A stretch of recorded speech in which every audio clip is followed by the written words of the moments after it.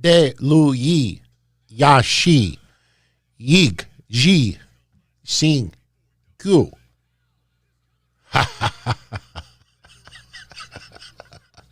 Oh my God. All right, let's start this off, shall we? All right. Yeah, I don't think so.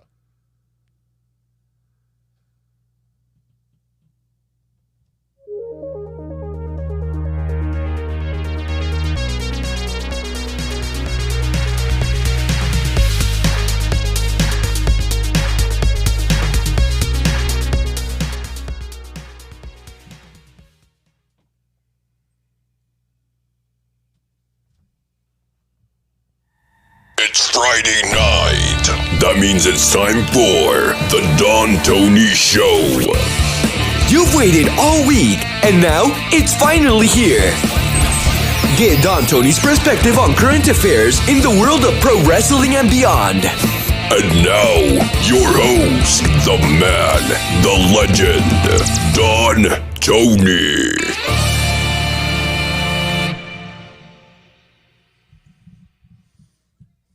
All right, this is going to be interesting.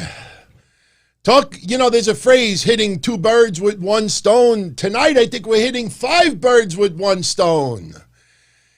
It is Friday night, May 28th, 2021. Yes, my butt feels a lot better compared to yesterday.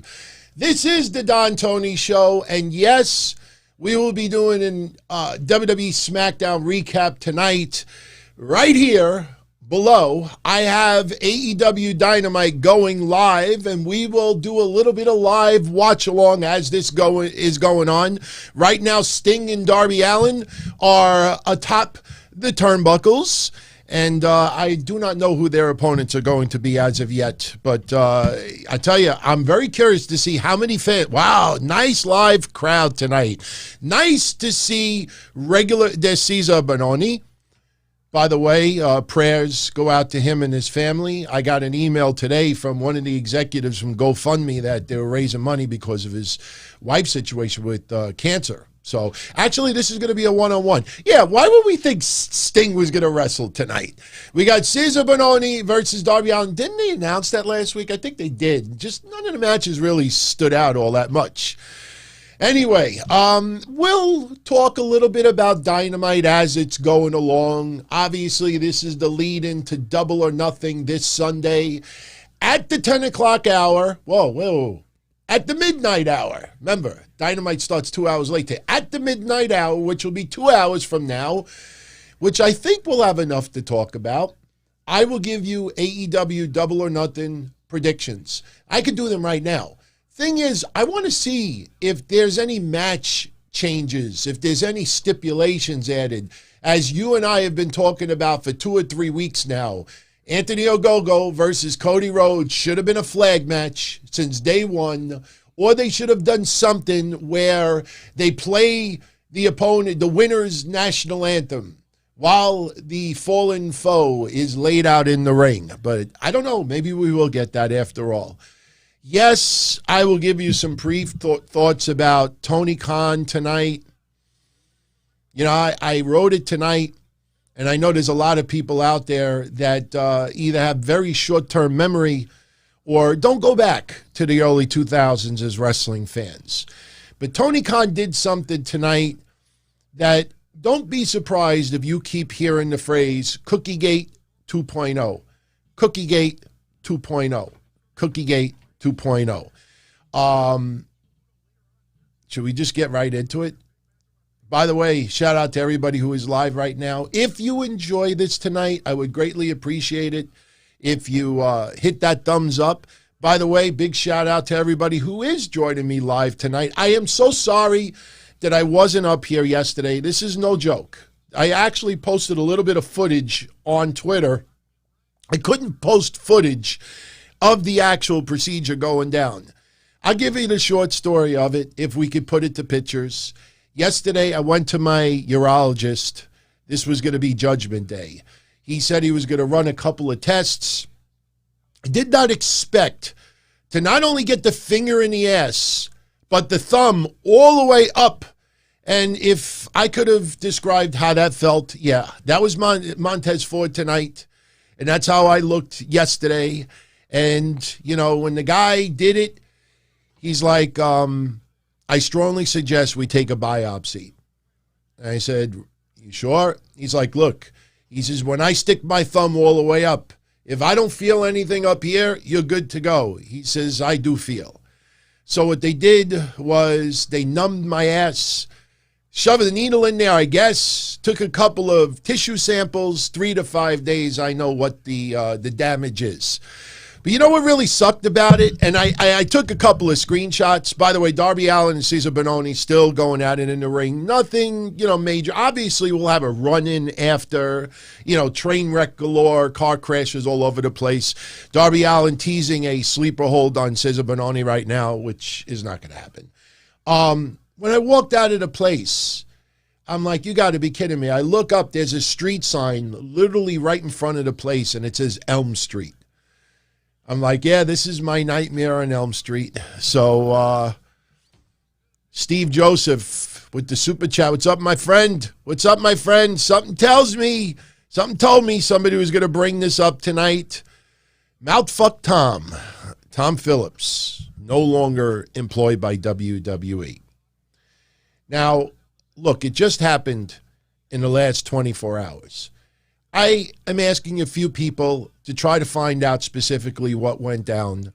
Apparently, there was a lot of heat on Tom Phillips going back to prior to WrestleMania.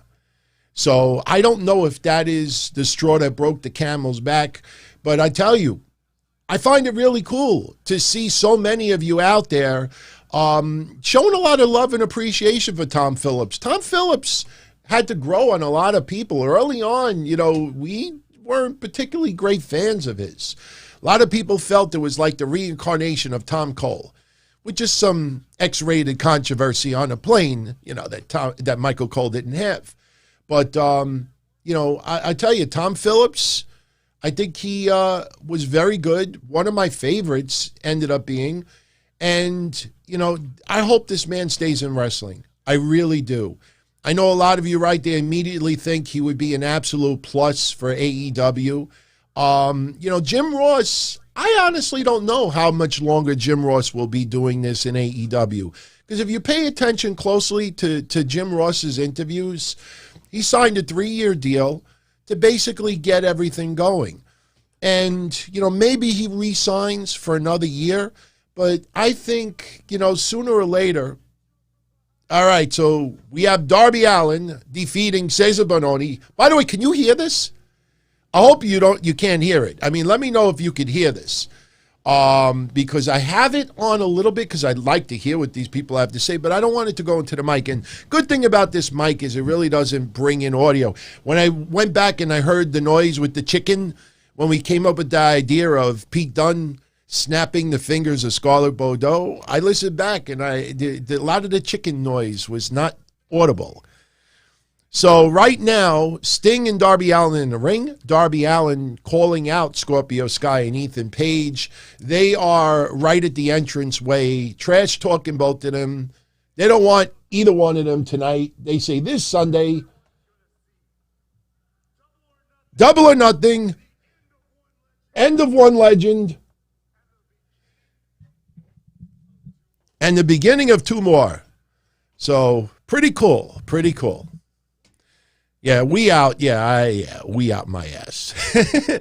There we go. There's the train wreck. There's the clusterfuck. 95 people attacking Sting and Darby Allin, and somehow Sting will be able to beat up 15 people. Mark my words. Probably beat up 15 people. Right now, Scorpio Sky has Sting kicking him down and just rolls out of the ring for no. Why is everybody leaving the ring? Why? So just leaving it for Ethan Page. Oh, I get it. I tell you, man, nice live crowd tonight.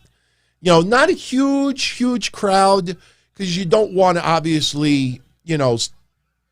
Oh, yeah, we got more people entering the ring. Dark Order. We've already had 25 people already on TV. So, Psycho 187. I am a huge fan of Scarlett Bordeaux and Karrion Kross and Pete Dunne. Pete Dunne is not going to legitimately break the fingers of Scarlett Bordeaux. But if that is going to be the next feud, I think that would be epic television to see Pete Dunne do that to Scarlett. And then after he does it, he does one of those. Oh, man, that would be epic, man. I already started trolling a few people on Twitter, with that little clip from the other day. But Darby Allin look a little bit winded. Sting looks good, man. I really can't criticize Sting at all. So Dark Order for the save. There we go. The shit mug. I did wash it. All right, so show of respect from the Dark Order. Darby Allin giving a couple little fist bumps. Sting with a couple of fist bumps as well. All right, pretty cool. So getting back to Tom Phillips, I'm going to try to get all the information I can as to why he was let go. One of the better announcers there, I don't know. I mean, I'm kind of laughing at they're advertising Miro versus Dante Martin tonight. Probably a squash. Celebration of the Inner Circle tonight. I think they're also doing a celebration of Hikaru Shida's one-year title run, which will probably come to an end Sunday. Evil Uno and Stu Grayson versus Scorpio Sky and Ethan Page. Austin, you got to know what Dante Martin is. Top Flight is, still new, but they're going to be one of the top young talents in wrestling. They just got to stay healthy and get a little bit more TV time as a cohesive unit. Jade Cargill versus Kilyn King. No disrespect, but, all these big open challenges, we knew it wasn't going to amount to much of anybody. So Strasbourg videos, shout out to you, my friend. Tuning in at 4 a.m. from France. Why would you do that? I don't do that. Because ever since I got my new bed, I don't even get up in the middle of the night anymore. I get up maybe once to refresh my overnight beverage, or I got to go take a leak. But I tell you, what a big difference a bed makes. I got a bed, new one, and I went from waking up 6-7 times getting out of bed a night to once now. Here's Paul White. Paul White entering the ring. Is he going to lift the arm? Yeah, there he goes. No pyro, though. No pyro. I blame Kenny Omega for no pyro tonight. There's Paul White. Let's see what Paul White. It's an announcement, obviously, with the Casino Battle Royale. We got some participants so far, but I could put that on the screen now. But Strasbourg videos, much love again, seriously. But I guess the older I get, the harder it is for me to tune into stuff late at night. In my lifetime, probably the only thing that religiously would keep me up late at night that I had to watch it, even though it wasn't live, but I had to see it first run, ECW on the MSG network and the Prime network. Getting up at 2 a.m. and watching that shit, and then at 3 a.m. you can't go back to sleep, so you're watching Don West and Shop at Home, selling swords and baseball cards. Barry Bonds. Shout out to you. This is the entries that we're aware of so far. Now, I haven't zoomed in on this at all, so let's do this for the first time. I know it's a little primitive, but, okay. Christian, maybe. Dustin, possibly. Matt Hardy, I wouldn't mind. Brian Pillman Jr., I would not mind. Who that? No. I don't know. Something tells me it might end up being Christian Cage. I don't know. We'll see if there's any other names added tonight. But right now, you know what Paul White should announce? That they should have 1 or 2 surprise entries. People that are not on the roster right now. In fact, when we come back from commercial break, I want Paul White to say that we have a surprise at Double or Nothing, and this newly acquired talent will debut in the Casino Battle Royale. Just an idea. I'm not saying it's going to happen. By the way, this is actually pretty cool. I'm not going to lie. This is kind of hectic.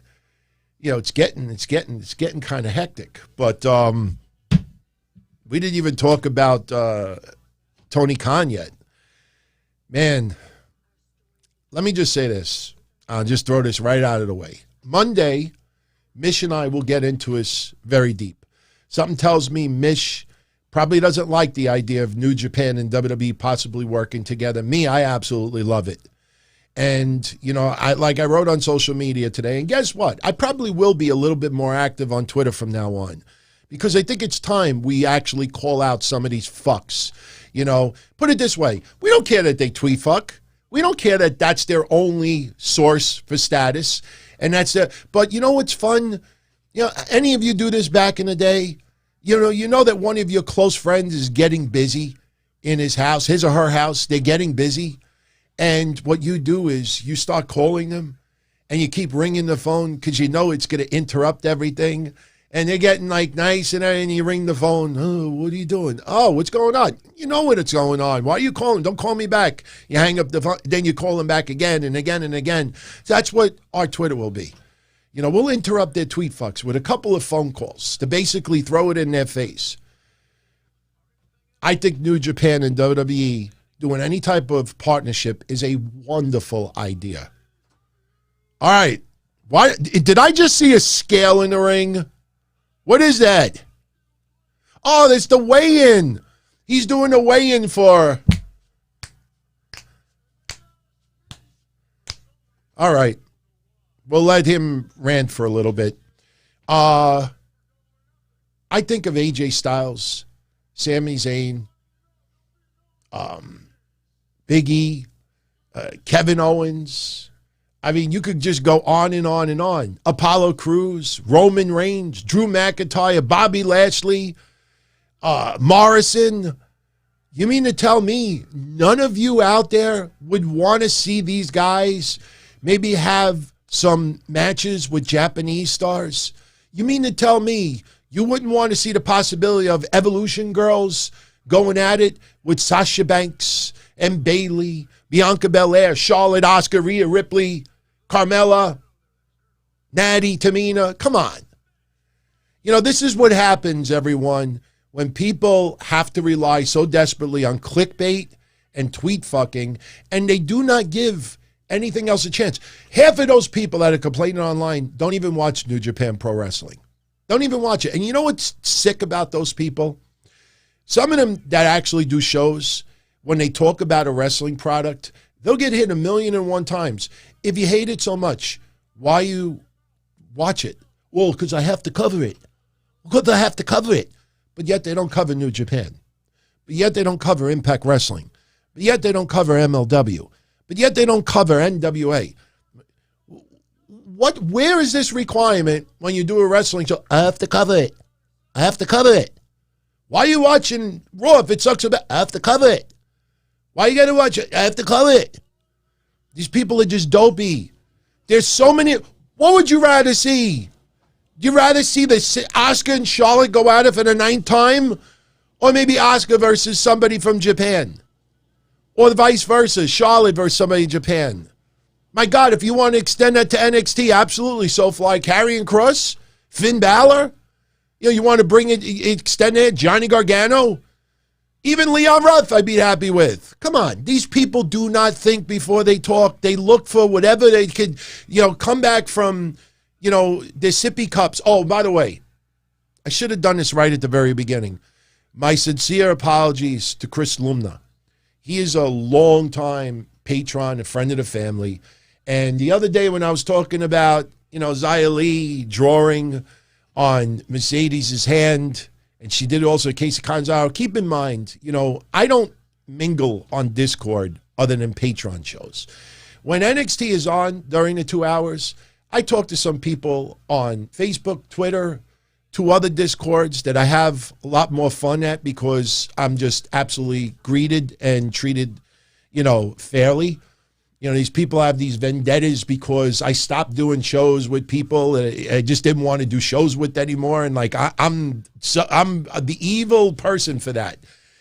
And in talking about Xia Li, the other day and the Mercedes Martinez stuff, I kind of commingled all the conversations I was having together. And because I was talking on the Patreon Discord at the same time of, that situation with Xia Li and Mercedes Martinez, I kind of singled out just one group of people.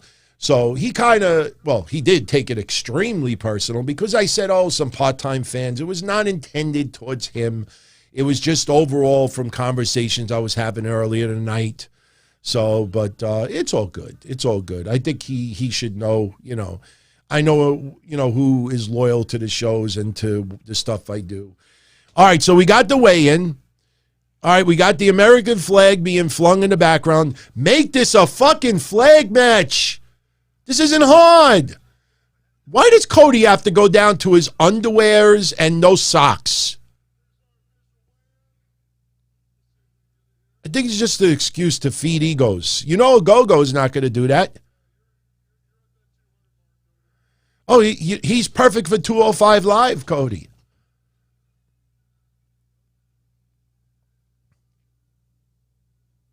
Does Big Show know how to fucking handle a scale? Or is he just getting bad flashbacks when he was really heavy?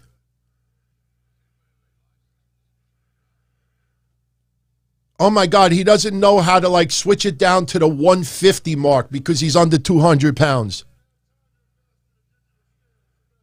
Oh my God. Is this guy kidding me? Cody, wait. 218. So this guy couldn't figure out, I got the 250 mark, but it won't level up.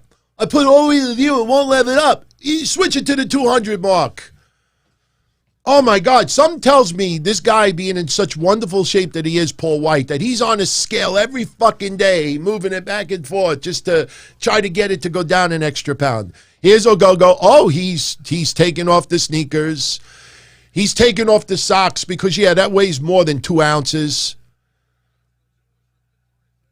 Big USA chance. Big USA chance.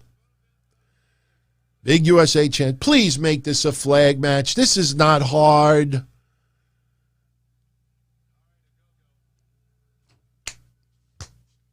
Let's see. How's about 224? 224? Taking a guess. Pretend I'm at a carnival. Let me guess your weight for $5. I get within 5 pounds. 224. Let's see. He's a young buck. Let's see. Oh my God, stupid. He's fucking moving the thing all the way to the right. 224. I'll be within 5 pounds. Oh my God. 219. 5 pounds.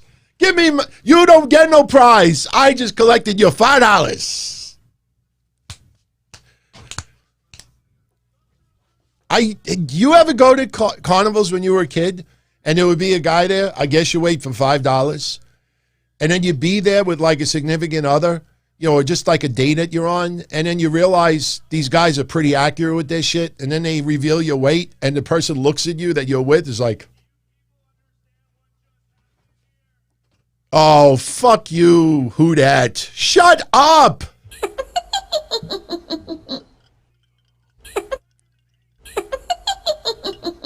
I'd rather hear that for the next 20 minutes. Oh, shut up. And it's not even heel heat. Just please, man. Who dat? I wonder if they have closed caption on here. I gotta see if they have closed caption on here. I don't see any closed caption. QT, you're gonna make me burp live on camera. Oh, by the way, when I said earlier, I gotta read it. De Lu Yi, Yashi, Yig Ji, Zinqui. That is Mandarin for Druidia is a planet. John Cena with that controversy, Taiwan is not a country. Well, De Lu Yi, Ya Shi, Yig Ji, Zinqui. That is Mandarin for Druidia is a planet. For all my Spaceball friends out there, I think I still got that mask on the floor somewhere. Yeah, look. Still haven't swept up my floor. Oh, this is still going on. All right. We'll talk about Tony Khan now very quickly. Tony Khan earlier, because the rumors, I was talking about earlier about New Japan and WWE, they're talking. Nick Khan is talking to New Japan about a working relationship. Tony Khan, I know young fans of today and those who missed out on the Monday Night Wars are just craving for some bitter feuds between AEW and WWE. They're forcing this shit on social media. And Tony Khan does one of these Impact-like commercials online tonight, which would have been Cody's talking. Come on, make it a flag match, dummy. Oh, are you kidding me?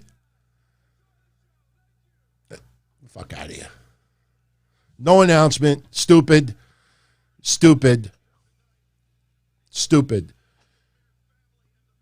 Is Cody that much into that he doesn't want to be laid out on the floor with the UK flag draped over him, which will probably happen anyway, but maybe more of a beatdown than anything else? What? That's lame. Anyway. So I know there's a lot of people out there that are craving for this feud rivalry. A lot of people out there think that and I've been saying this since 1997, nothing changes. Just the subjects change, but the whole animosity is always the same. Back in 1997, when I was doing wrestling hotlines, I used to say back then that a lot of people felt that the real life wars between the wrestling hotline hosts was more entertaining than the wrestling you see on TV.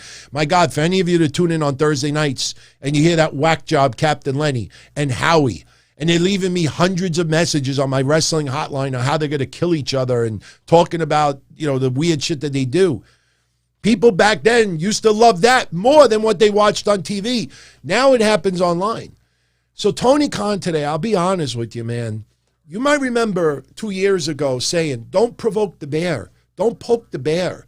WWE's a $1 billion company. Don't poke the fucking bear. And I think Tony Khan tonight did his cookie gate. I really believe that. And right now, I haven't let it penetrate yet, so I don't know if I like it or not. But one thing I will tell you, there's no storyline swerve that some people are fantasizing that Khan versus Khan is going to happen. But I will say this. I think this was a huge mistake on Tony Khan's part because you're feeding the ego of 900,000 fans out there. And keep in mind that 900,000 dedicated hardcore AEW fans, some of them also do like WWE. Some of them also did not like WCW. Some of them also did not like TNA. Some of them also do not like rubbing the shit in people's faces. Not everybody likes that. I mean, I know misery loves company on social media, and you could see that even when I post stuff. You post, unless it's like an earth-shattering, wonderful thing. Nobody fucking shows you love or support or congrats until it happens to them personally. And then they want everybody. And then when people don't come to them, they're like, wow, this is so fucked up. Welcome to the real world. So Tony Khan today does a video on social media, on Twitter, looked just like one of the Impact Wrestling commercials. And this is a screenshot of it. And Tony Khan, by name, addresses the rumors of New Japan and WWE talking.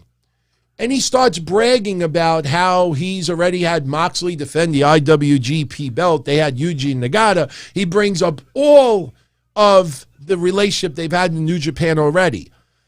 And he says, well, Nick Khan, the Khan man of Connecticut, is negotiating, so I'm doing all this stuff.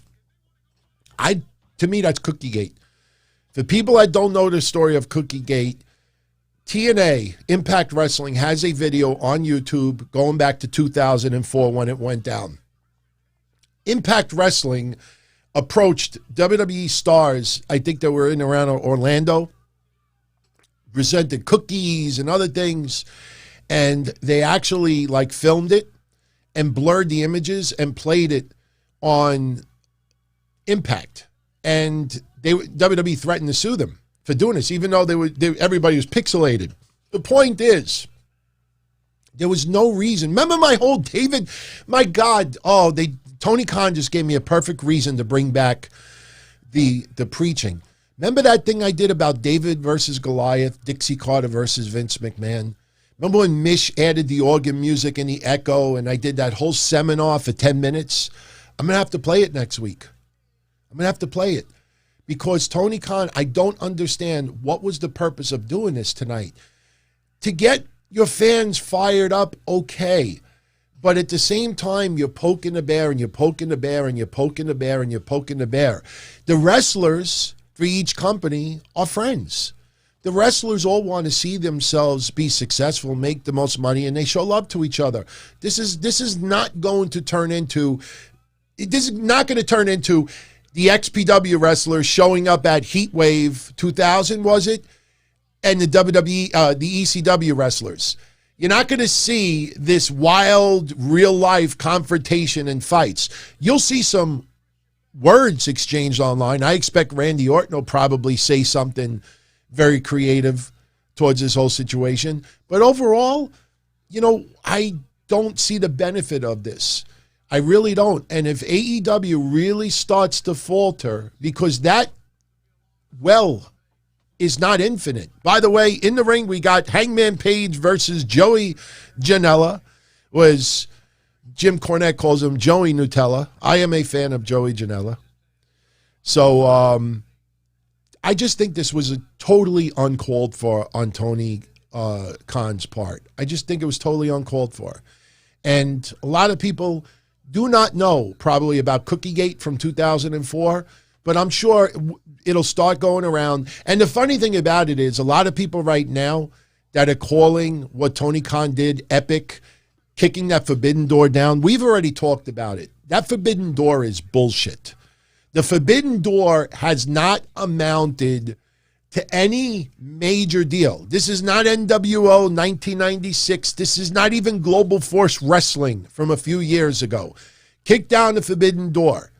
All right, for me, the forbidden door is my fiance's ass, because that door is not opening. All right, kicking down a forbidden door and your ratings don't make any type of impact, pun intended. Impact Wrestling, their numbers are so bad. These websites, all of a sudden, did you notice the last 2 weeks? They don't want to post a rating.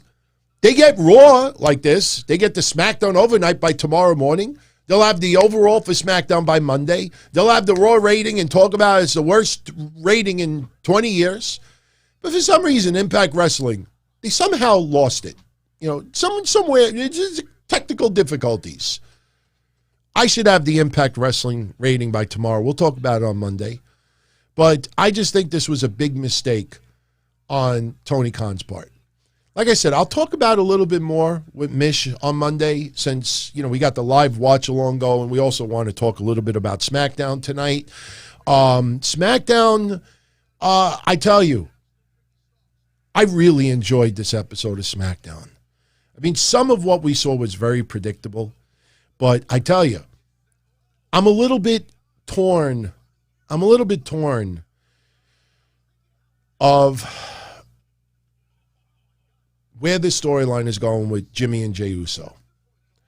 All right, I tell you, just when you think it sounds moronically stupid, why shouldn't all of the Usos have gold? I think people forget that Jey Uso was in matches for a singular title. All right. Now, if you really want to dissect this storyline a little bit further, it seems more like Roman Reigns is a very lonely person. And the funny thing about it is, and almost, like I said, he's almost reflective of social media. Acknowledge me, acknowledge me, acknowledge me. And Roman Reigns wants Jey Uso all to himself. He wants all the attention. He is a narcissist.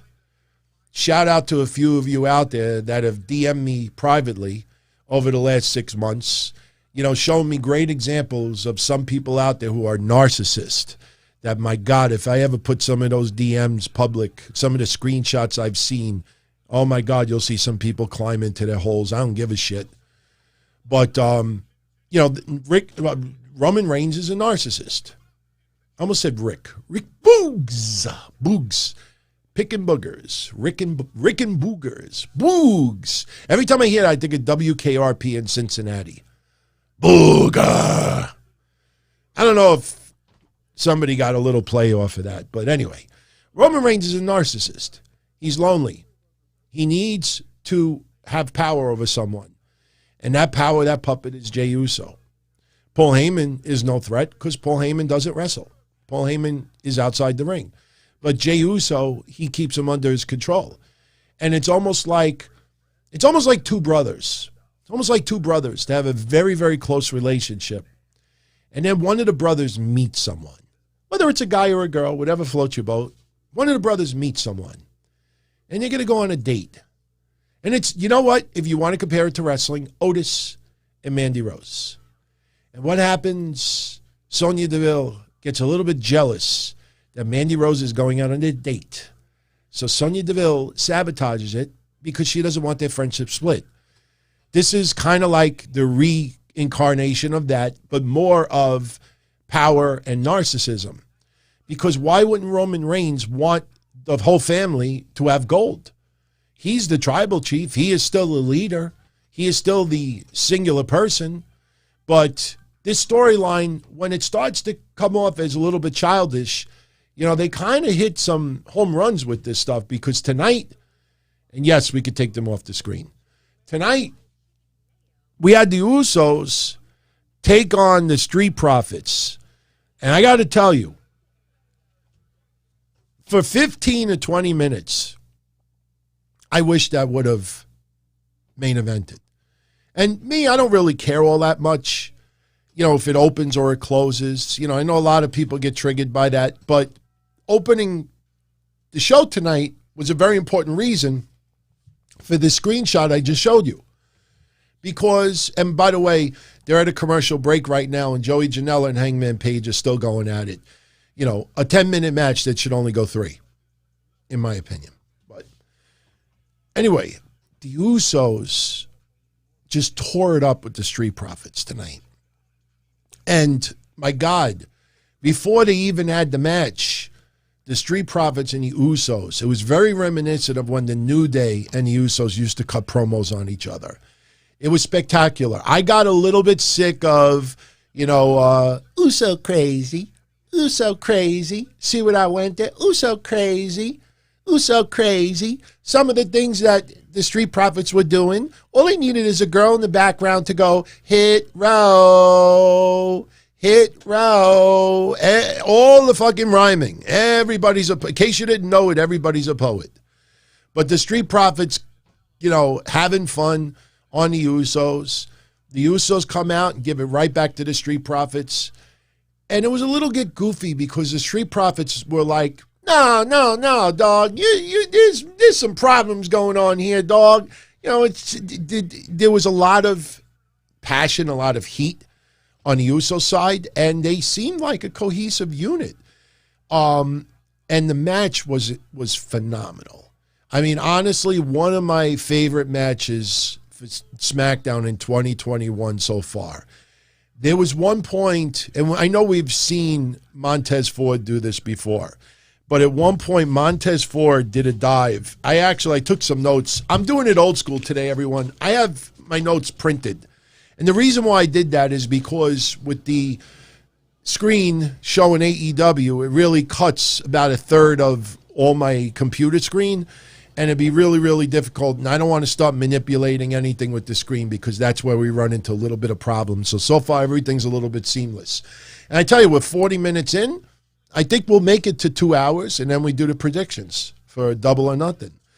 But there was one point. I'm just trying to remember if it was Jimmy or Jey Uso. It was, hold on. It was, Jey Uso. There was one point where Jey Uso was outside the ring. Montez Ford jumps over the ring and dives onto Jey Uso, and he jumped over the corner post. I know we've seen him do that before, but when they have that camera angle on that side, which would be a little bit more difficult when you have live fans there, I mean, it was just freaking amazing. They tore it up. I wouldn't agree with Michael Cole saying that this was a major upset tonight because the Street Profits have lost quite a few matches in the last 6 months. I don't know what Michael Cole's talking about. Yes, Jimmy Uso has not wrestled in a year because he suffered his injury at WrestleMania last year. Hangman Page, this fucking match is still going on. Joey Janela with a 2.5 count. I just, totally unnecessary in my opinion.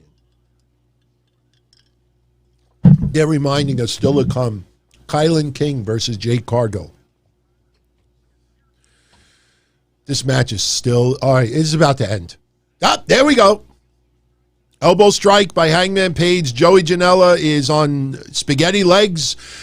There's another. Another Larry. Up. Powerbomb. Okay. Adam Hangman. See, this is stupid now. He does a powerbomb. Joey Janela is laid out. And Hangman Page got legitimately busted open. But why would you just like lay on the floor and you're looking at your opponent and you get up because your opponent's going to jump over the rope and hit you with the buckshot lariat? I don't know. It was almost as bad. Oh, he got busted on pretty good, man. Oh man, he's going to need some stitches. Top of his head right here must have butted heads with Joey Janela. Oh man.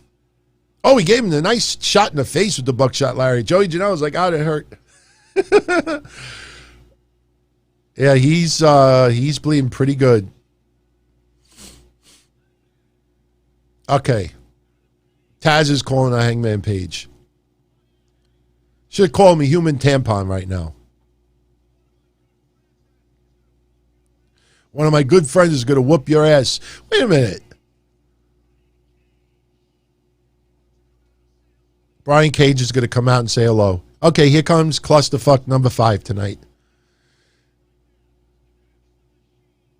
Yeah, Brian Cage walking slowly.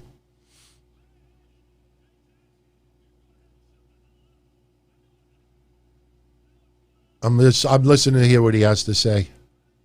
I like Taz's role, man. I think Taz has fit in so well with AEW. It's nice to see Taz doing stuff in wrestling. Taz is not bad, man. And they don't overdo it with him. And he doesn't do from back in the day. Whoa, whoa, whoa, whoa, whoa, whoa. He doesn't do that anymore. So I can tolerate Taz. I'm a fan of Taz. I really can't complain. Man, Hangman Page is split open pretty good, man. Oh, Hook. From Green Hook, New York. The fuck out of here, man. I know he wants his son to learn on the job, but this is just not believable, man. Green Hook, New York. Get the Hook out of my ring. Yeah, Taz has been great in AEW Gamers Block. You know, I know it's not a popular opinion, especially on social media, but I think he's doing a great job.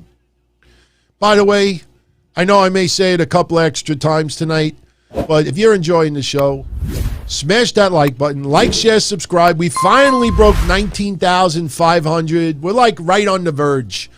You know, we add 5, we lose 1. You know, we're still building. You know, we're going to do it the right way, do it organically. Little face-off. I think Brian Cage doesn't want to, like, rub noses with Hangman Page because of the blood. You know what? I really wouldn't go brawling with Hangman Page right now because he could be really knocked for a loop. I'm not saying concussion or anything like that. Now, you know this picture of Hangman Page with the bloody face is going to be part of the AEW intro from now on, right? Yeah, see, they're going to commercial. That's actually the right way to go with that. Yeah, Taz is doing a great job. I can't complain with that. So getting back to the Usos. I mean, they killed it. And this was Jimmy Uso's first match back since WrestleMania last year. And they defeated the Street Profits. Now, I'll tell you what sucks about all of this. The Usos now want to face next week for the AEW tag titles. Okay, we got Moxley and Kingston cutting a promo. They have obviously now bootleg sneakers. It looks like a makeshift fire pit. And they go to commercials. So they're probably going to light the fake sneakers on fire because there's no reason to light $10,000 sneakers on fire. But, you know, the Usos, they want to face the winner next week of whoever won tonight between the Mysterios, Dolph Ziggler, and Robert Roode. Rematch for the tag titles. And I will say this, to jump back and forth a little bit. It worked for WrestleMania Backlash. I didn't like it tonight for SmackDown because it's making Dolph Ziggler and Robert Roode look like goofs. And I'm talking about, you know, one of the Mysterios is injured and, you know, Dominik's fighting all for himself. I don't know. I didn't like it all that much. But here's the thing. The Usos want a match next week. And after they defeat the Street Profits, they see Adam Pearce and they got their match. So next week, the Usos are taking on the winner of Mysterios versus Ziggler and Roode next week. And Jimmy Uso is all psyched up and everything, and Jey Uso's a little bit as well. Jimmy Uso walks away, and Jey Uso's got this look on the camera like, uh-oh, Principal's not going to be happy with this. And that's where I really have a problem with it. Because it's like, you know, Jey Uso doesn't want to win the tag titles with his brother. That why would Roman Reigns be threatened by this? I get it. Narcissism, you have this feeling that you're going to lose power or something to someone else. I get it. But for TV purposes, you know Jimmy and Jey Uso are probably going to have a falling out next week. They are rushing this aspect of the storyline so fast because they want to set something up for Hell in a Cell. Now, some people think Jimmy Uso will take on Roman Reigns at Hell in a Cell. Some people think that Roman Reigns may face Cezar. I'm still going with what I said 2 weeks ago. It'll be Cesaro versus Seth Rollins, Hell in a Cell. I think that's the only way to go, inside the cell. But, you know, Jey Uso doesn't look too pleased that they could be tag team champions. And this goes back to a segment later on. And I thought this segment started out really goofy, but finished so goddamn strong. Because Roman Reigns cut a promo, and Roman Reigns told Jey Uso that your main event Uso, tonight you opened up the show. I want you to be a main eventer. I don't want you to open up a show. And then I actually wrote it word for word. Roman Reigns said, I just don't want you to go back to a place where people look at you and ask, which Uso are you? And Jey Uso says, I never thought of that before. And Roman Reigns says, maybe you should because your brother isn't. And I thought that aspect was really good because I could tell you for a very long time when I would do recaps of earlier matches of the Usos, we would mix them up sometimes and be like, is that Jimmy or is that Jay? And, you know, obviously their facial hair and, you know, there's distinct differences now. But I tell you, that actually fits like a glove. So, yeah, Eddie Kingston wearing the old LAX stuff, absolutely like it. I told you, I've got to see Homicide in AEW once. What are they waiting for? Unless maybe he just doesn't want to do it. Moxley's wearing a shirt that says bitch AF, bitch as fuck. Mox is coming out with a book. I normally don't read books, but I might get the Audible version of it if Moxley narrates it. I understand Homicide is on Ring of Honor one fall, but Homicide, there was some opportunities he could have come in even for a one-shot deal, and it didn't happen. Homicide has got to show up in AEW at least once. Absolutely, man. I like it. I like the 187 that Kingston. So are you going to set the sneakers on fire or not? That looks like a fire pit. They're hyping up the match. I don't think there's any tag title changes, even though I would like to see that Sunday. By the time we do predictions in a little while, maybe I'll change my mind. And they still haven't done anything with the sneakers. All right, Tony Schiavone's in the ring.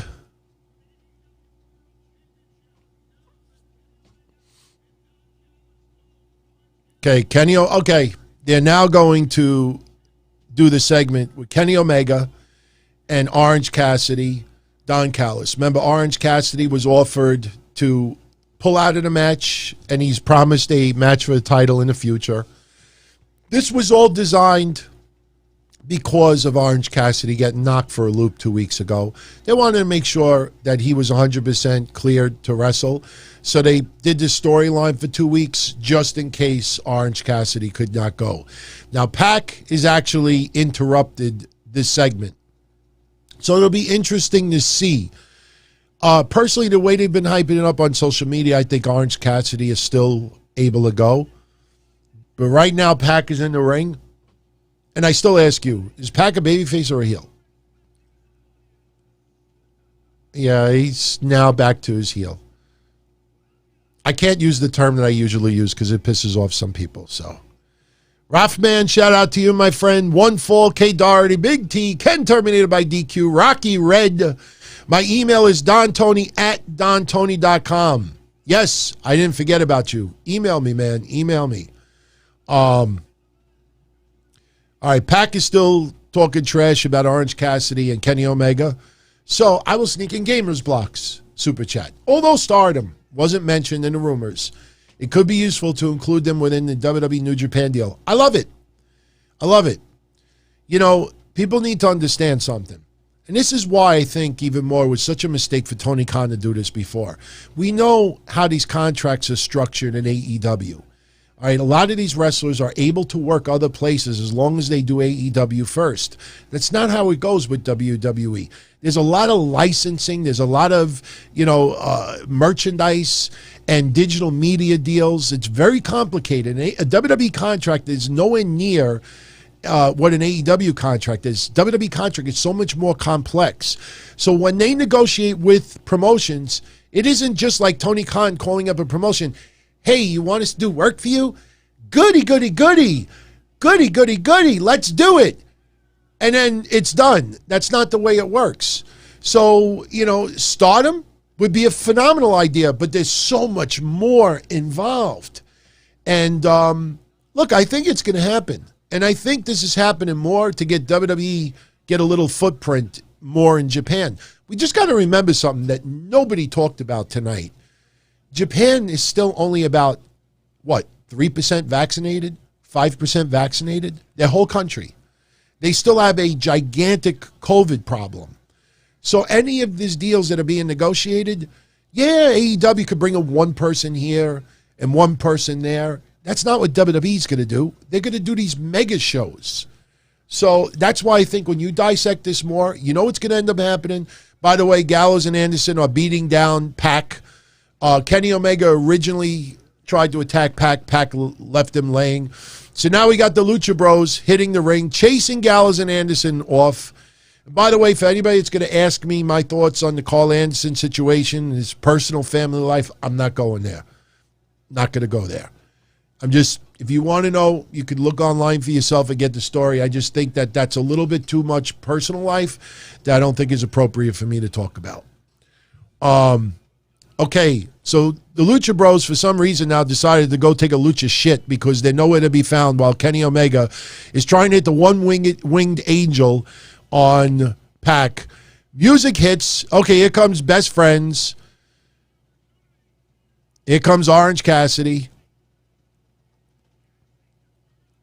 Nice pop from the crowd. I told you they were holding Orange Cassidy until live fans come back. Oh, and by the way,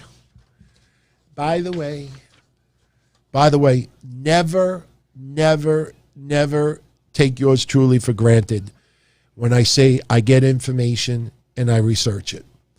And yes, I don't like singling out people once in a while, but it kind of hurts my feelings a little bit when people always bundle me with those people out there that only have Twitter for wrestling news sources.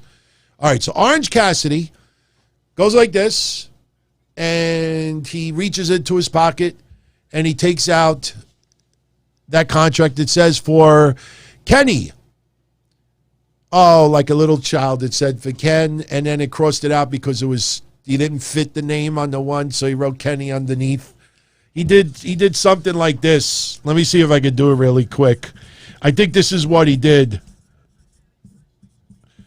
I think he did something like this, just much more condensed. I think he did something like that. He opened it up, and it's in a million pieces. Yeah, Orange Cassidy's ready to go. Kenny Omega looking like a goof. He's wondering, like, why is all the paper torn up? And he's looking inside a blank envelope while Orange Cassidy gets ready to knock him on his ass. Kenny Omega will not be losing his title on Sunday. Orange Cassidy scoping out that AEW championship. Pac, before Orange Cassidy could pick up the belt, Pac hits the ring, puts his foot on the belt. Now Pac is about to powerbomb. Oh, no, reversal. Like a super punch. Orange Crush. Philip Maffey, do I think Brock Lesnar could return? Why not? I told you they were negotiating John Cena for July 16th. Nobody listens to me. Nobody ever reports anything that we talk about. I told you 2 weeks ago that WWE is negotiating John Cena and maybe even do something with Becky Lynch on July 16th. Now you hear all the rumors. You know, they're trying to work out a deal with John Cena.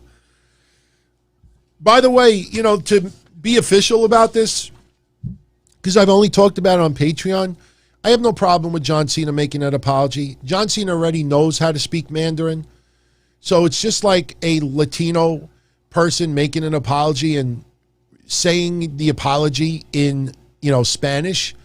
You know, I mean, I understand the Latino person is going to his roots speaking Spanish, but John Cena knows how to speak Mandarin. I'm telling you, he didn't learn how to speak Mandarin a long time ago for days like what happened last week with Taiwan. You know, it's an apology. You know, of course, China is going to exploit it. That's obvious. But in John Cena's heart, I don't think there was anything where he had to cave in or anything like that.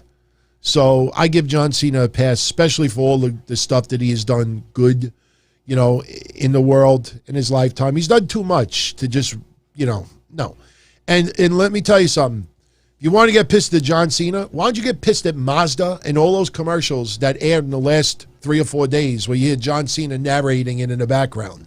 I don't see any of those websites taking it, those companies taking his commercials off the air. So they all fucking do business with China.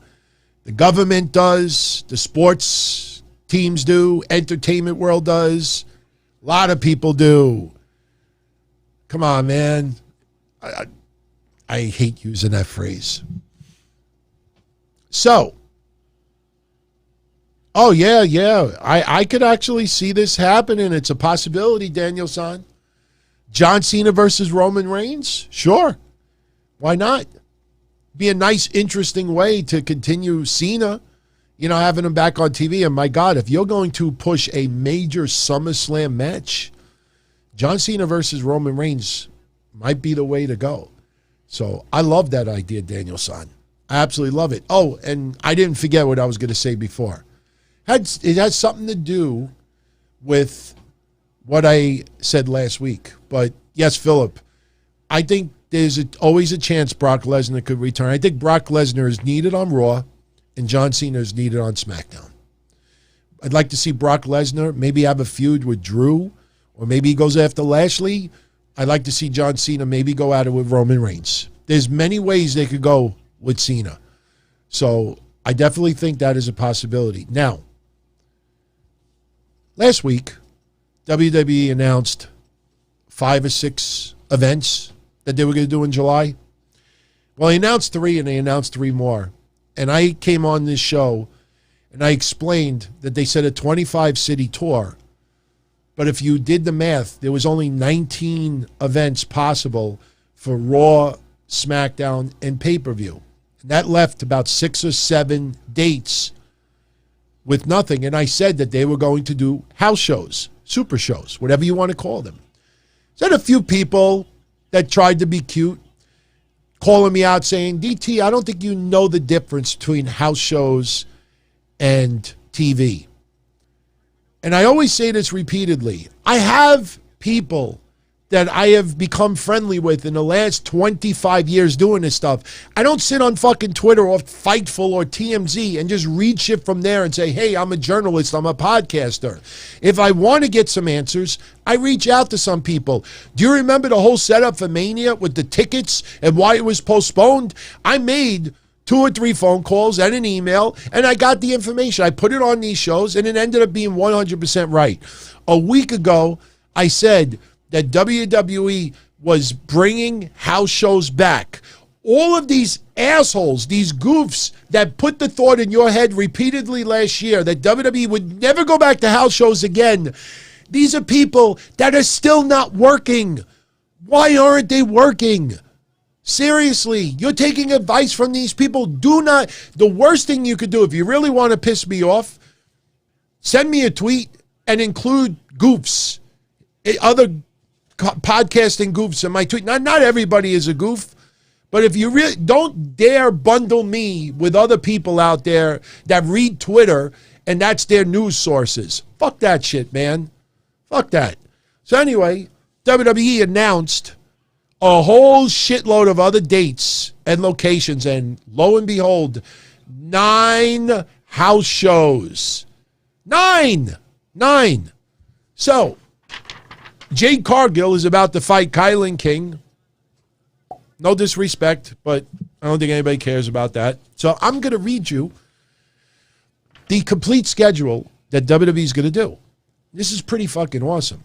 Now, once I get the seating capacities for all of these buildings, I will get into that probably Monday. But take note, because a lot of these places might be coming to your neighborhood. Saturday, now remember, we talked last week about Friday, July 16th, SmackDown at Toyota Center in Houston. July 18th, Money in the Bank at Dickies Arena in Fort Worth. July 19th, Raw at the American Airlines Center in Dallas. July 23rd, SmackDown, Rocket Mortgage Fieldhouse in Cleveland.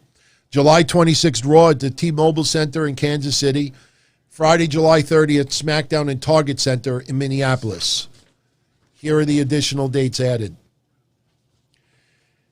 July 24th, a Super Show. Raw and SmackDown will be together. That is a Saturday. It'll be at the PBG Paints Arena in Pittsburgh, Pennsylvania. Sunday, July 25th, will be another house show at the KFC Yum Center in Louisville, Kentucky. Saturday, July 31st, another Super Show at the Pfizer Forum in Milwaukee, Wisconsin. August 1st, a Sunday, Super Show, Little Caesars Arena in Detroit, Michigan. Monday, August 2nd, Monday Night Raw will be taking place at the Allstate Arena in Chicago, Illinois.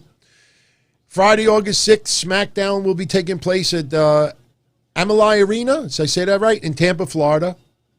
Saturday, August 7th, a Super Show at the Hertz Arena in Fort Myers, Florida. Sunday, August 8th, a Super Show at the Stephen O'Connell Center in Gainesville, Florida. Monday, August 9th, Raw at the Amway Center in Orlando, Florida. Friday, August 13th, SmackDown will be at the BOK Center, the Box Center in Tulsa, Oklahoma. Saturday, August 14th, Super Show will take place at the Spectrum Center in Charlotte, North Carolina. August 15th, Sunday, Super Show at the Colonial Life Arena in Columbia, South Carolina. August 16th, Raw will be at the AT&T Center in San Antonio, Texas. Friday, August 20th, SmackDown will be at the Phoenix Suns Arena in Phoenix, Arizona. Why is Jade Cargill and Kilyn King still going on? This match should have lasted a minute tops. I mean, I understand being a little cocky and doing like one moves and everything, but I don't know. I don't know. I don't agree with that. We'll get back to SummerSlam in a minute. Anyway, Friday, August 20th, SmackDown at the Phoenix Suns Arena in Phoenix, Arizona. Sunday, August 22nd, the Super Show at Bowl Arena in Denver, Colorado. Monday, August 23rd, Raw at the Pechanga Arena in San Diego, California. They're finally going West Coast. Friday, August 27th, SmackDown at the Simmons Bank Arena in Little Rock, Arkansas. Monday, August 30th, Raw will be at the Chesapeake Energy Arena in Oklahoma City. Friday, September 3rd, SmackDown will take place at the ViStar Veterans Memorial Arena in Jacksonville, Florida. Believe it or not, they're actually going to a commercial break with Kilyn King versus Jade Cargill. That is awful. Awful. Monday, September 6th, Raw will be at the American Airlines Arena in Miami, Florida. Now, SummerSlam. As we talked about before, let me get my note. Here it is. There is a website that actually is very credible, Sports Business Journal. They have reported that WWE has narrowed down 6 locations for SummerSlam. And this location for SummerSlam will be announced on, I think it's June 4th? I think on an NBC show. I don't have that information in front of me. But the areas that they've narrowed it down to for SummerSlam, which will be taking place on August 21st, by the way. And by the way, August 21st is a Saturday. The Hard Rock Center in Miami, Florida. Sophie Stadium in Inglewood, California. I don't think that's going to happen. That would be a long shot. NRG Stadium in Houston, Texas. Energy Stadium. MetLife Stadium here in the Northeast in East Rutherford, New Jersey. Nissan Stadium in Nashville, Tennessee. Or the Allegiant Stadium in Las Vegas, Nevada. I know a lot of people are, pardon my pun, they're rolling the dice and they're saying that it's going to happen in Las Vegas. I did not realize this, but Errol Spence Jr. and Manny Pacquiao are also fighting on that day.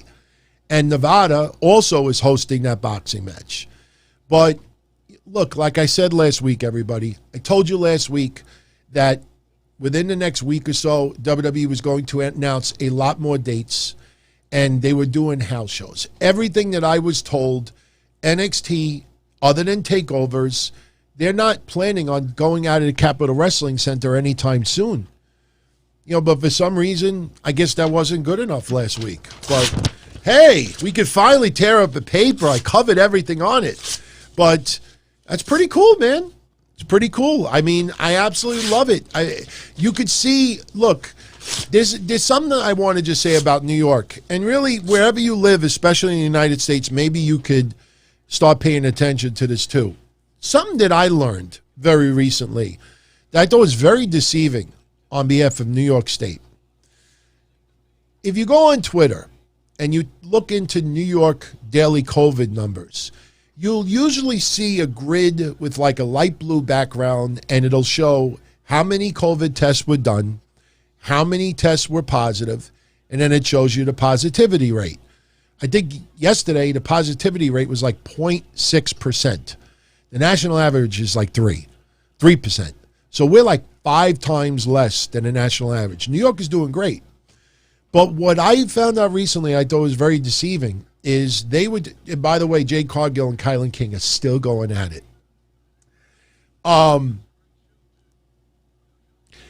What I thought was very deceiving is they also told you every day how many hospitalizations there were because of COVID. And usually you see every day 500 hospitalizations, 350, 400, things like that. And what I found out very recently is that the number that they showed, she finally beat Kilyn King. That was just a waste of time. I mean, she should just dominate and win. And now she's got Mark Sterling as the her representative. Kind of makes sense because you knew they were going to keep Mark Sterling involved on TV. Jade Cargill is great. She's obviously got a long road ahead.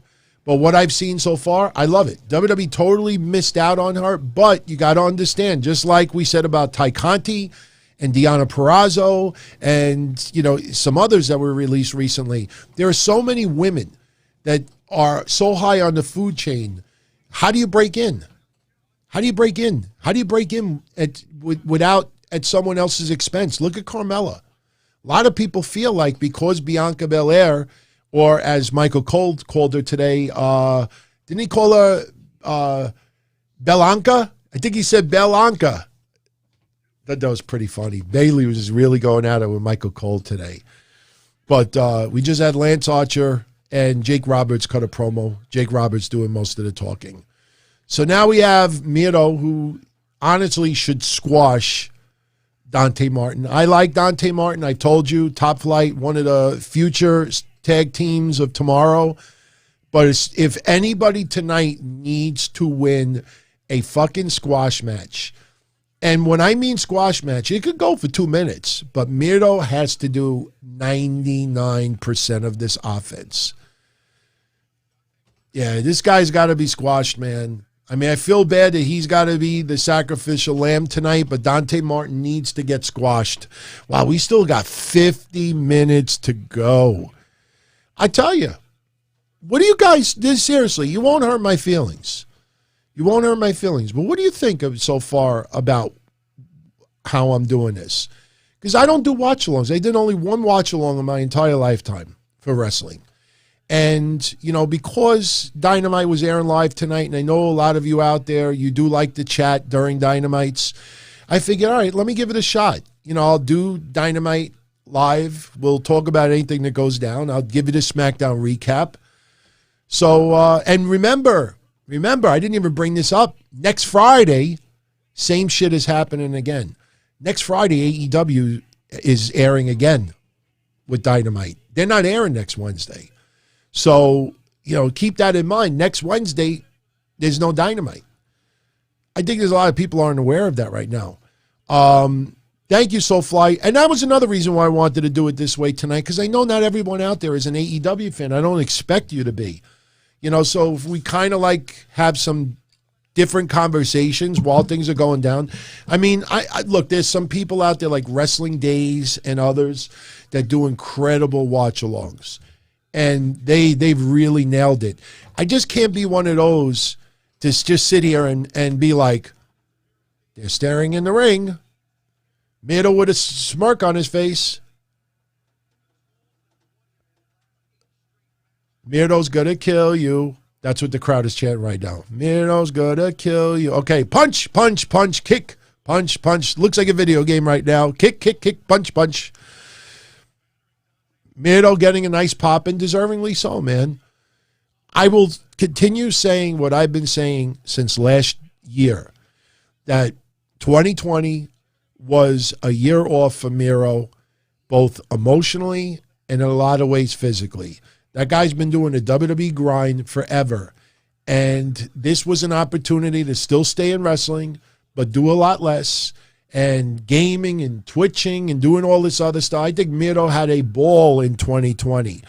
And for people out there, especially the ones that don't like him or don't like AEW, you know, look in the mirror. Take care of your own employment. Who are you to tell Miro what he should do and not do with his work? You know? Harris B says, speaking of video games, have I seen the Who Dat Invaders mod that he made of the old Maven Invaders game? No, where did you put that, Harris? You did a Who Dat Invader? Oh, that's awesome, man. I got to see this. A lot of you don't know this still. Back when Maven was part of Tough Enough, I hated Maven more than I dislike Who Dat. And I made a Space Invaders game. And instead of the aliens for Space Invaders, I used Maven's head. And every time you shot and killed an invader, you would hear the beginning of Tough Enough. It would go, no, that's when you would advance a level. And it had all sound effects from Tough Enough. And I actually put this on my website. And do you know, on Wayback Machine, if you go on Wayback Machine's website, you type in my old website, the download file is still there. You could download Maven Invaders and play the son of a bitch right now. I created that game about, 20 years ago? About 20 years ago I created, 17 years ago. It's still on the website. It's incredible. And Harris B downloaded it. Yeah, email me the link. I got to put that on my website then, man. I have to share that. I could probably play it next week here. Maybe we'll do that next Thursday. We'll play some Maven Invaders. I mean, I'm not going to do like the Twitch where I'm in the corner, like, like this going, like, oh no, it's all screwy. I'm not going to mess around with that right now. Yeah, I'll be like that in the corner and you'll see Maven Invaders on the screen. I'm not going to do one of those, but okay. He just squashed Dante Martin. Dante Martin's begging him, please, please take me out of your game over.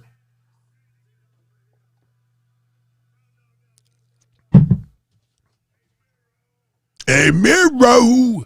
Jake Roberts is cutting the promo. I got a message for you. Hey, Miro. How Irish can you get? Hey, Miro.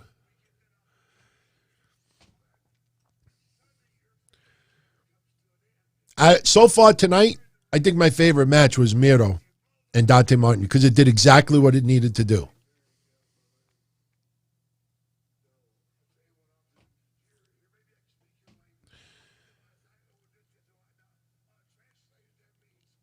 What the hell's Jake Roberts saying? We've had enough. We've had enough. Yeah, Dante Martin got a pin attempt, but the match was 99% Miro, which is what it needed to be.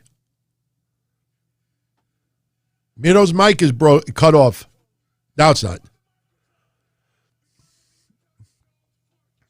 Old fart. Got to tell this old fart to shop. I'm telling you, Miro's going to be the babyface out of this exchange. Let's see what happens.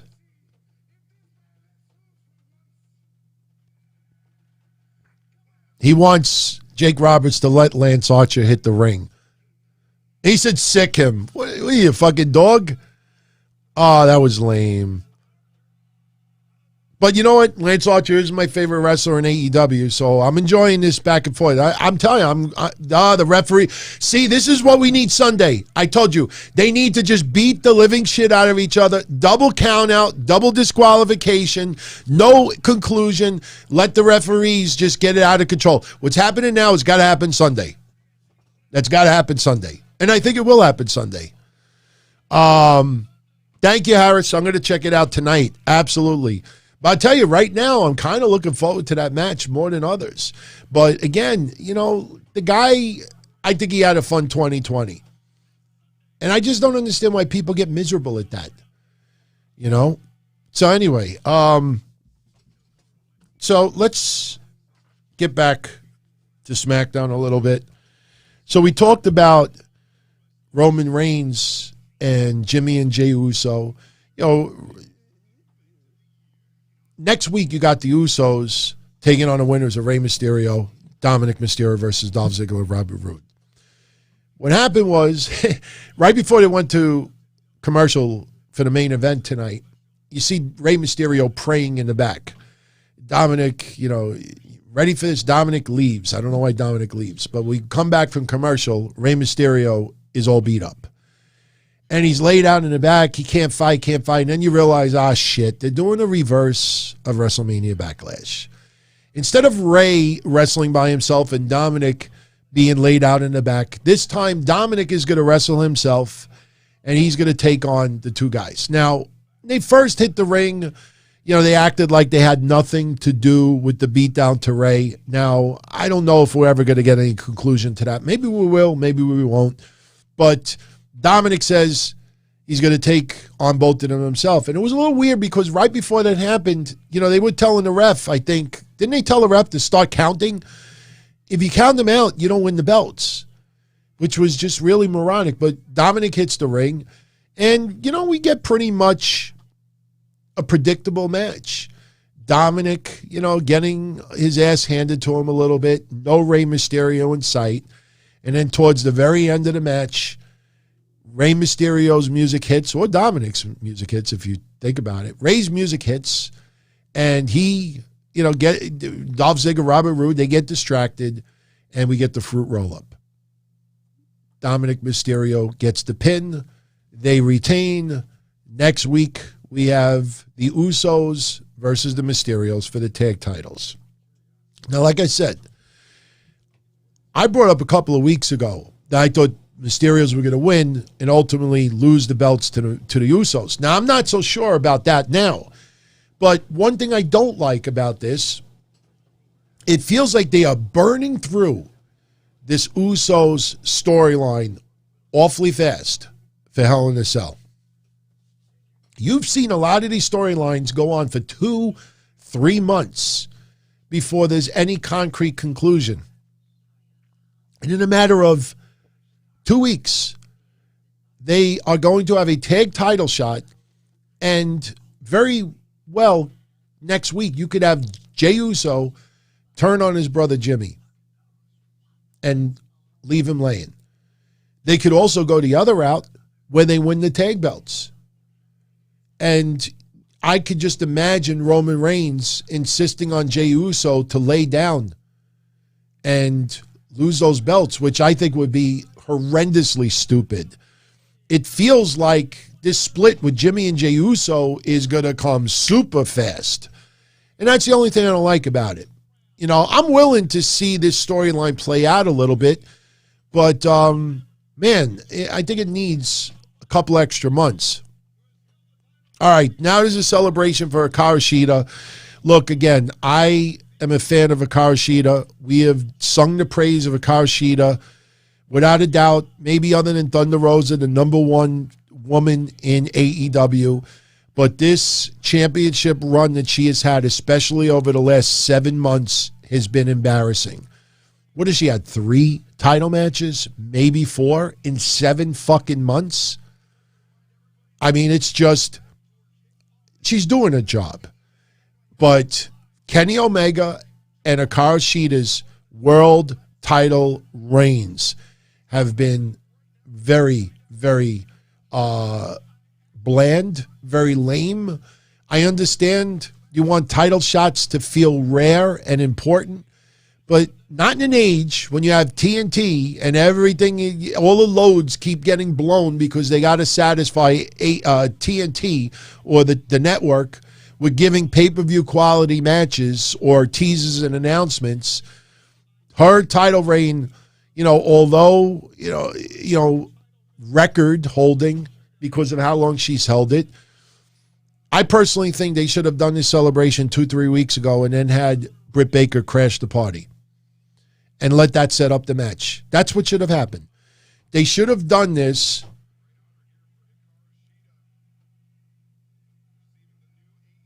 new AEW women's. What are they going to do? Beat up the other one? Oh, just in time for Britt Baker to win the belt too.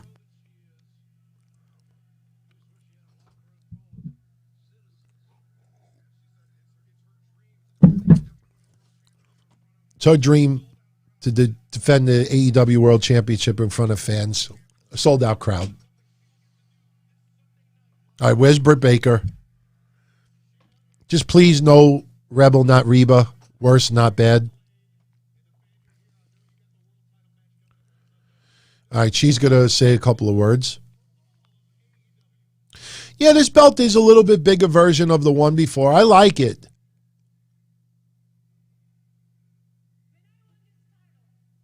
When she won this title, there were no fans. When she won this title, there are no opponents. You are here. Look, I like Shida, but AEW's done a piss poor job of her title run. It's a nice looking belt. I wish I could take a screenshot right now. It's a really nice looking belt. I'm not going to take any chances of copyright and flags. I love all these people that still get flagged and are like, what the fuck did I do wrong? Everybody else is the bad guy. Don't use trademark stuff, copyrighted stuff. Don't listen to people that tell you fair use and stuff like that unless they're going to defend you in court. Britt Baker getting a nice ovation from the crowd, deservingly so, man. Out of everybody in AEW, her and Darby Allin probably have impressed me the most over the last 12 months.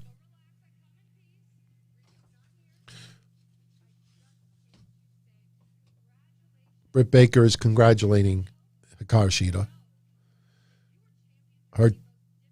Her championship was during the most difficult time. No one could ever take that away from Shida. This was your year for Shida.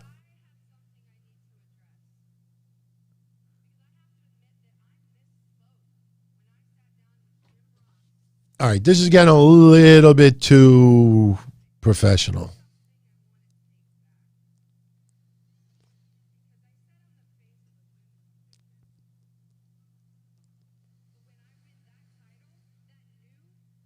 She's going to be face of AEW.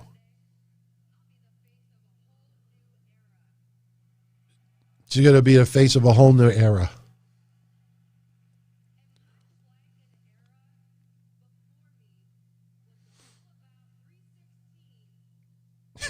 She brings up 316.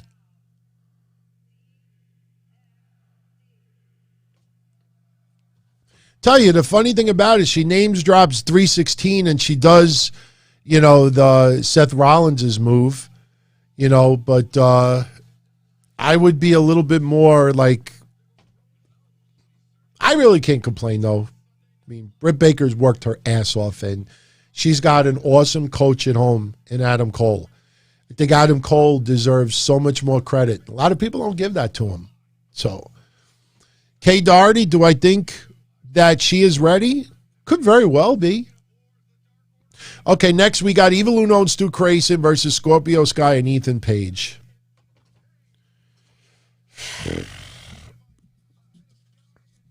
Not that big of a deal. This is going to end in another clusterfuck. That's why the Dark Order came out before and fist bumps by Sting and Darby Allin, and it's the same thing again. Sammy Guevara, he is in the crowd. Some people have masks, some people don't. Yeah, he's just passing around Sunday. He's got names of the Pinnacle on the signs. He's talking about,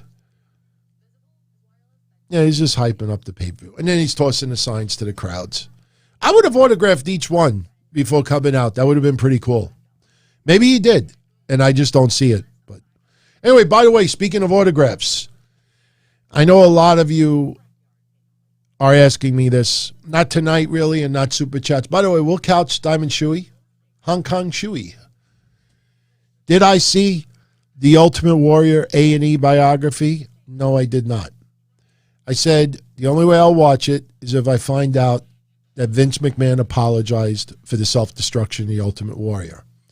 I chose not to watch it. And what did I read online? That 99.9% of everything that was on it, we already knew, with the exception of apparently video of Ultimate Warrior apologizing to a fan. Big fucking deal. Did I watch The Ultimate Warrior, Dark Side of the Ring? No. If I didn't watch the self-destruction of The Ultimate Warrior, why would I watch The Dark Side of the Ring? It was just a hit piece.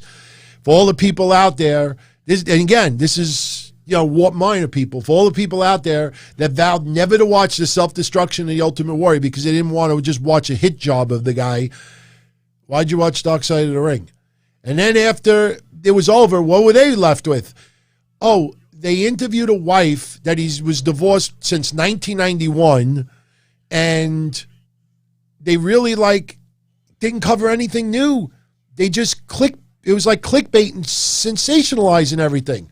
So I say this, as one of the most loyal Ultimate Warrior fans, and yes, I shitted on him for making those comments about, gay doesn't make the world work and all that stuff. Whatever he said at that time, I disagree with it back then, but I never left the Ultimate Warrior bandwagon.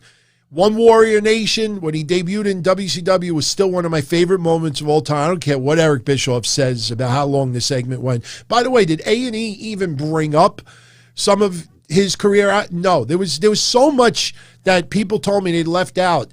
It's like, why did they even do this? You know how I celebrate the Ultimate Warrior? And one day I will give this away here.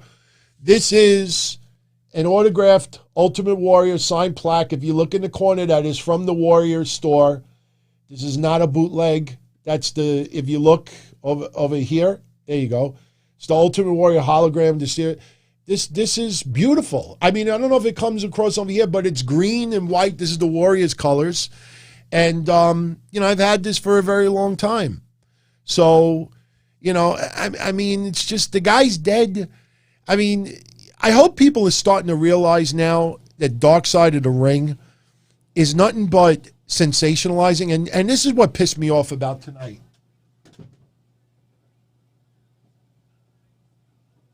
Okay. Just want to fix that. Let me see. Is that better? I think it's better.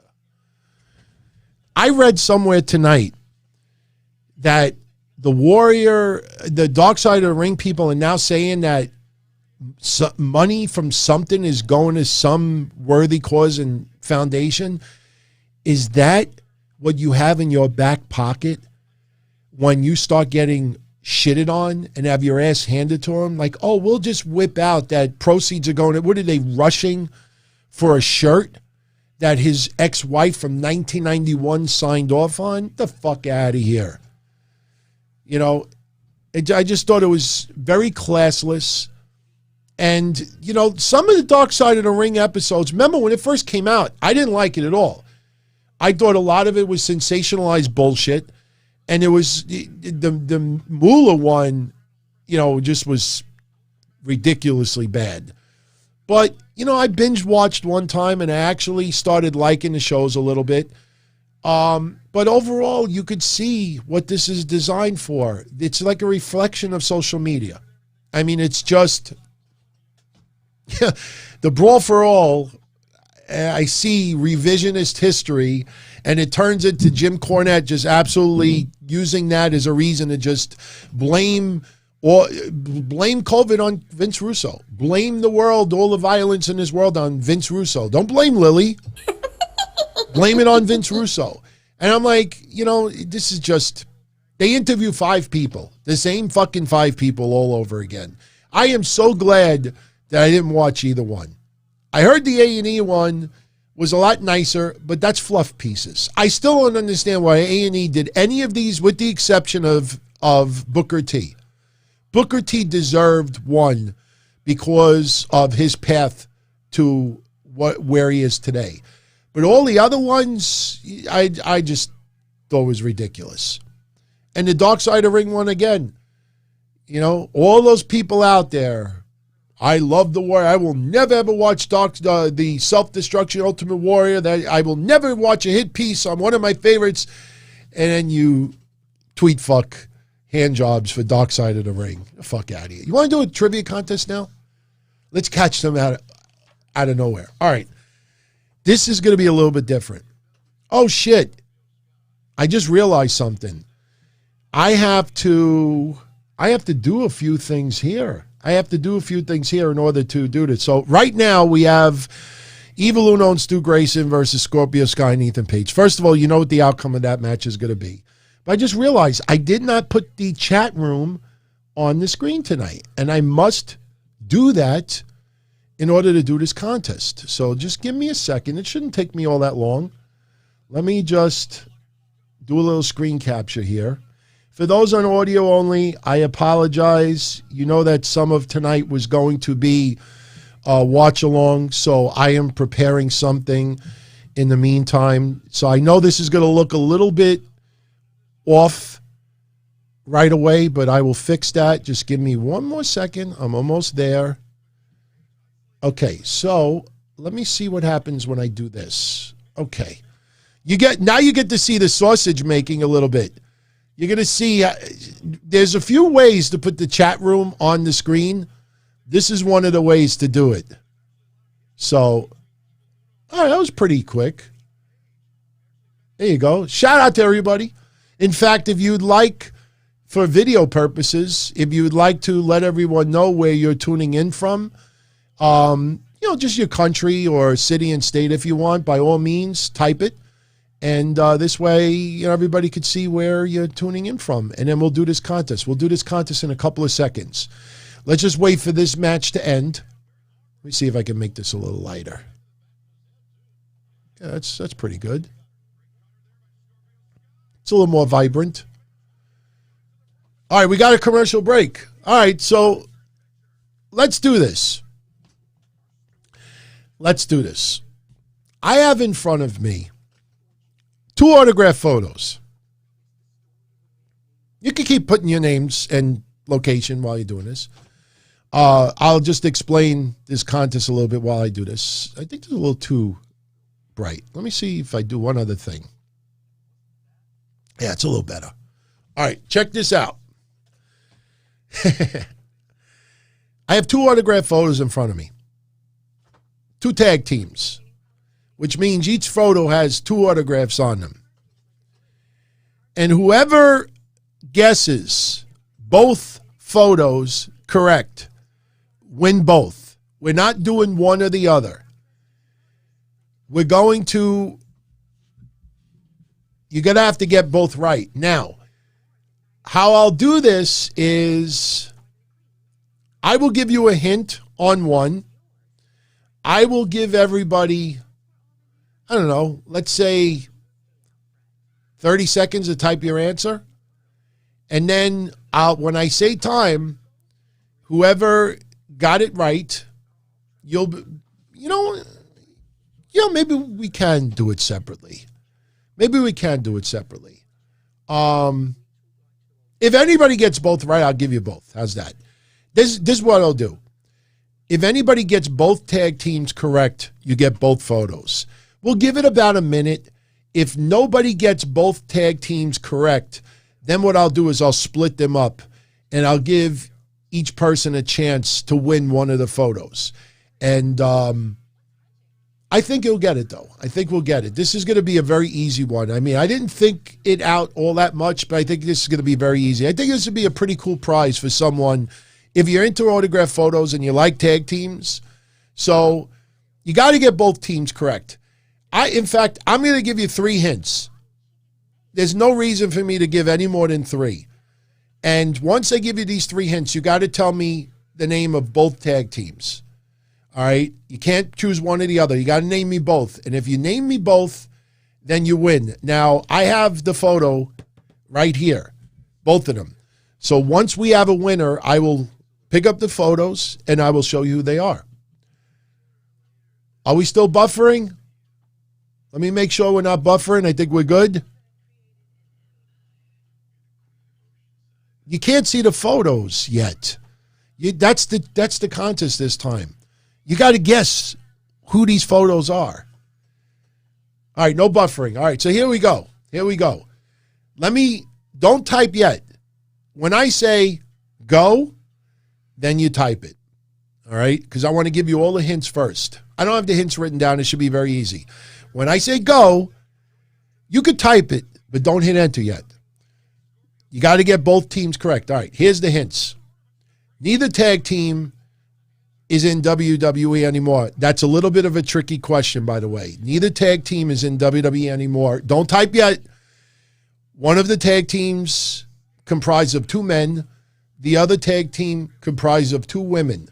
Neither of these tag teams compete in WWE anymore. However, one or more may still be employed within WWE. So now, get ready, get set, go. So it's 1 male tag team and 1 female tag team. Whoa, so we're ready to go close. We're ready close. But remember, one person, all right, I'll give you another hint. One of the females is still in WWE. One of the females still works for WWE. So that knocks out the Iconics. I will tell you both tag teams performed in WWE within the last 3 or 4 years. You don't have to go back to the 90s or the okay, we're getting close. All right, you got to get both. We're getting close. The Hardys is a damn good one, but it's not the Hardys. It's a damn good one. The Hardys is a damn good one. I will tell you, here's another hint. Neither guy wrestles in WWE anymore. Neither guy wrestles in WWE anymore. All right, I think most of you figured out the female side of it. Now you got to get the male side. It's not hard. Come on, think about it. Oh, we got it. You know, I'm happy for this guy. I'm always, okay, we got a winner. Sean Bedard I don't think he's ever won something before. So I always root for everyone. But I know you've seen this one before because I've given one of these way before. But yeah, as a Kabuki Warriors, I know the lighting is a little bit off, but that is straight from WWE. That's signed by Kairi Sane and Asuka. And then on the other side, there you go, FTR. Yep, there you go. Both sides. Sean Bedard, congrats to you, my friend. And wow, perfect timing. Scorpio Sky and Ethan Page just defeated Stu Grayson and Evil Uno. So there you go. Email me, dontony@dontony.com. You got 7 days to claim your prize. I think we're going to start doing that from now on. You get a week to claim your prize. If you don't claim a prize after a week, then I got to give it to somebody else. But yeah, I figured it was a little easier. It's a pretty cool photo, by the way. There's not many of them around. All right, Ethan Page is cutting a promo. Oh, please do not call out Sting and Darby Allin because you could have done that before. Oh, here comes Sting's music.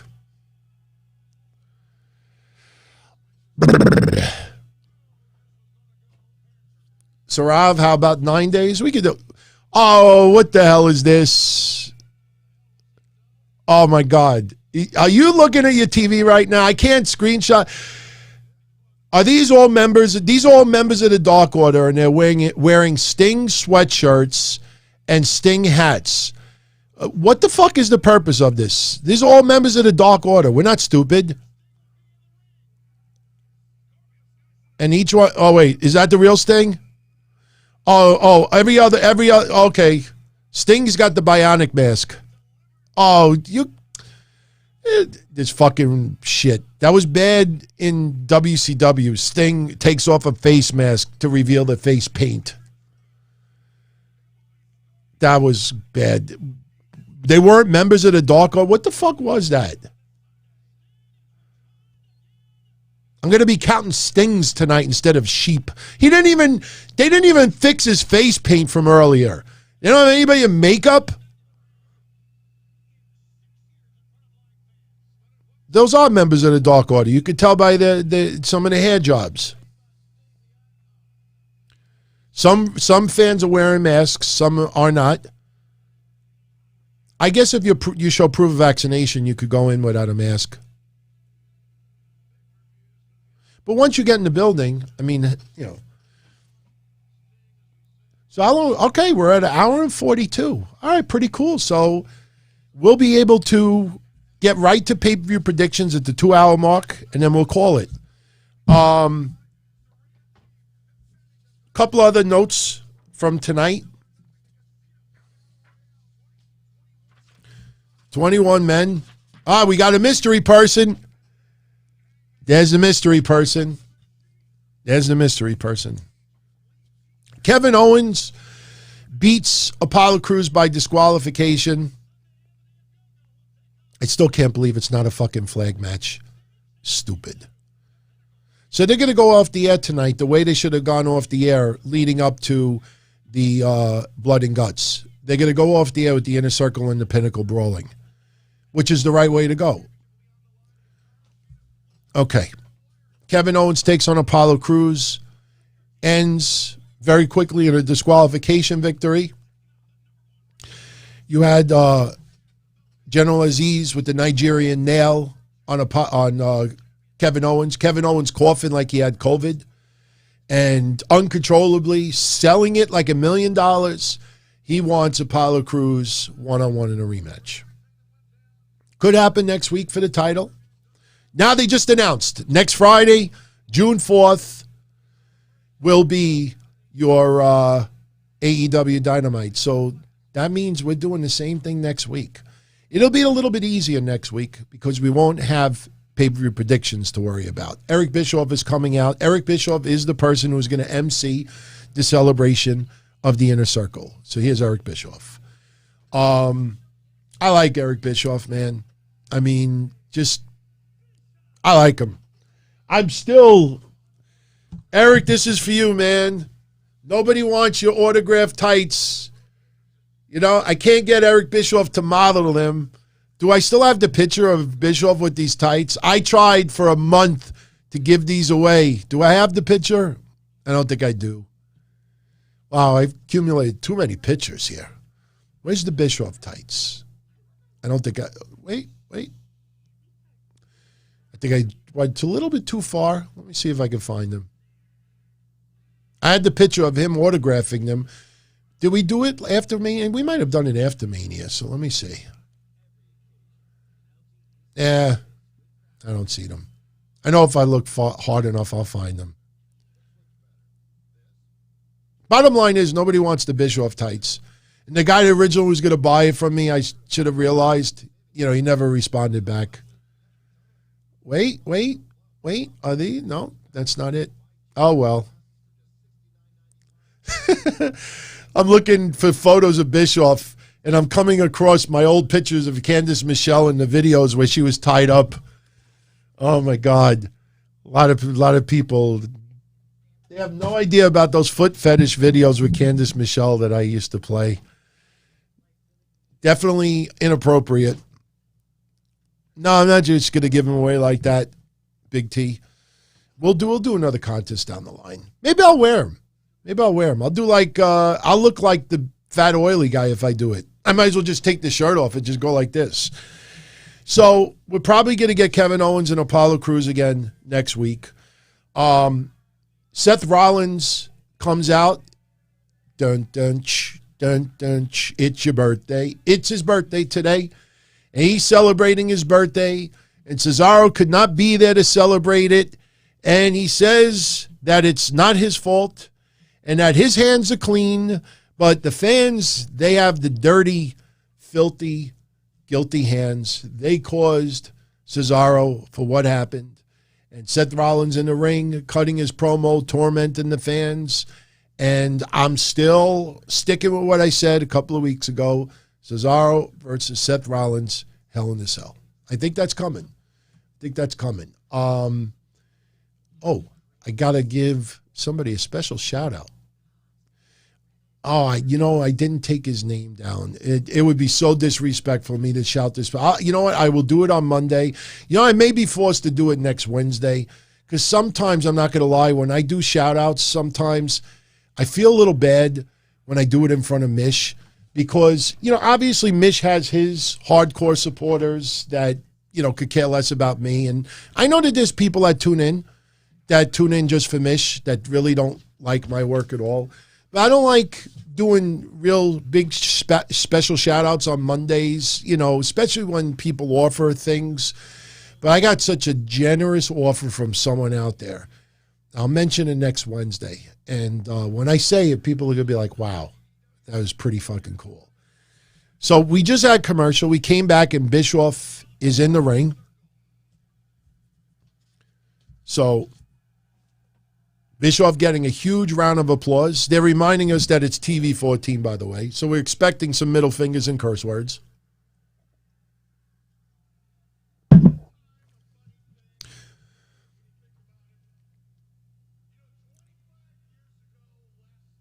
Oh, yeah, Bischoff is bringing up that yesterday was the 25-year anniversary of Scott Hall hitting the ring in WCW. You know who I am, but you don't know why I'm here. Where is Billionaire Ted? Where is the Nacho Man? I remember that like it was yesterday. WCW, Why the cup? Why not? This is what I drink out of. This is club soda in here. Look, I had a couple of bottles of Gerolsteiner left over. Why, it's a nice mug. I would have had a DTKC mug, but I'm not kidding. I threw them all out. I threw them out. I think I have some Breakfast with Blassie mugs still in the office. I give away some here and there, but I pretty much got rid of all the old stuff. Not in any negative thing. It's just, Inner Circle are coming out. By the way, Jericho, I think, did another music video, and he's on like a roller coaster. It's pretty freaking funny. So this match should have been taped already. Most of this stadium stampede should have been taped already. These fans wanted to sing Judas so bad. I know somebody with their creative, spoof of it online, but don't tell me that fans that are AEW fans don't like singing Judas. Nobody was forced to sing this shit. Where were all these people when other songs people sang to back in the day? Tell you, a really nice crowd tonight.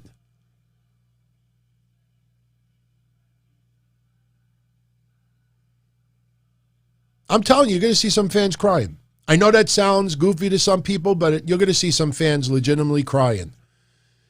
Because just yelling and screaming at the top of your lungs, that's all that energy and all that pain. Yeah, we got someone crying right now. You have all that pain of not being able to live life the way you wanted to for the last 17 months. And you get to go to a wrestling event. Maybe you couldn't afford to go to WrestleMania. Maybe you didn't want to go to WrestleMania. Maybe you just, you could only go. Maybe you don't like WWE. Anybody that's emotional, I will never criticize them. And I think that's absolutely disgusting to see some people making fun of people earlier because they got on a plane to go to AEW and because they were just so emotionally happy, driven to tears that people made fun of them. Lighten up, grow up. It's just a fucking wrestling show. No, man. I see what it's done to a lot of people the last 16, 17 months. And yes, COVID was only as bad as you wanted it to be. By the way, shout out to everybody who tuned in. I don't know what happened in the last 20, 30 minutes. So some other podcast must have just went off the air. I ain't stupid. I get it. By the way, if you're enjoying the show again, I know I've only said this once before tonight, but like, share, subscribe. Like, share, subscribe. In about 7 minutes, we will do pay-per-view predictions. We got a nice video package on the screen showing the Inner Circle, a lot of their segments from the past. Yeah, when they... Yeah, they're showing all the highlights in the Inner Circle. Heels, babyface, doesn't matter. A lot of Guevara, a lot of Jericho. A lot of middle fingers. There's your middle fingers. Mike Tyson.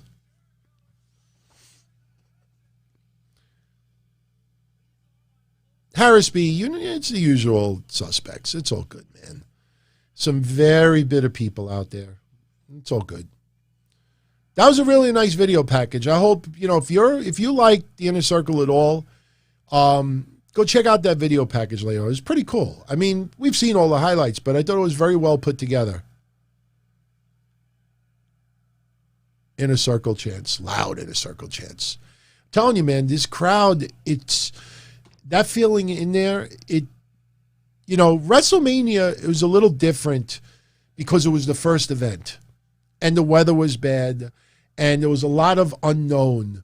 You got through WrestleMania, and this is the most important thing. And I know people here don't want to start talking about COVID tonight on the show and everything, but think about it like this. We went through WrestleMania. It was not a super spreader event. And you realize all the events and all the things what about all the baseball games that have had 10, 20, 30,000 people in attendance for weeks and weeks and weeks and months now, and there's no super spreaders. This vaccine is doing what it's supposed to do. And, only now we're starting to find out the truth, that if you're vaccinated, you could get COVID again, but the amount of virus in you is so low that you can't even give it to someone else. So once those restrictions were going to start being lifted in some areas, it was going to just be a domino effect. And yes, you will see some upticks here and there. The big challenge is to get young people vaccinated, because young people, and I'm not trying to say this to be a jerk, but young people are the most careless of them all. Hell, if I would have been 18 years old during this COVID, I don't know if I would have ran out to get vaccinated. I see all the free things that they're offering now to be vaccinated, and I'm still waiting for news reports that people went and got like a third and fourth vaccination just so they could get into a contest. You're going to see morons do that. Jericho cutting a promo, now Jake Hager talking about good times at the Inner Circle.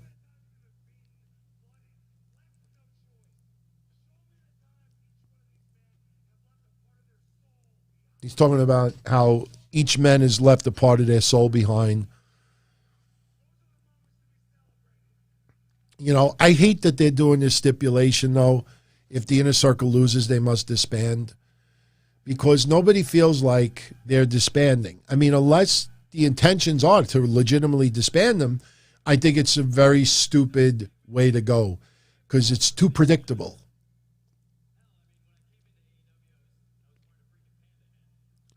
Sammy Guevara talking about how he had a panda head when he was first came into AEW. We do remember the panda head.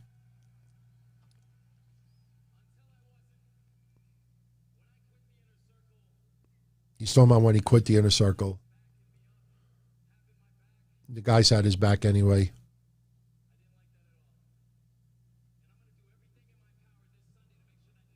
Sammy is going to do everything in his power Sunday. Yeah, Benjamin, I agree. Just for ratings purposes and an entertaining product, the fans are into the Inner Circle a hell of a lot more than they are the Pinnacle. I'm not taking anything away from the Pinnacle, but it would be a really interesting, decision to do that.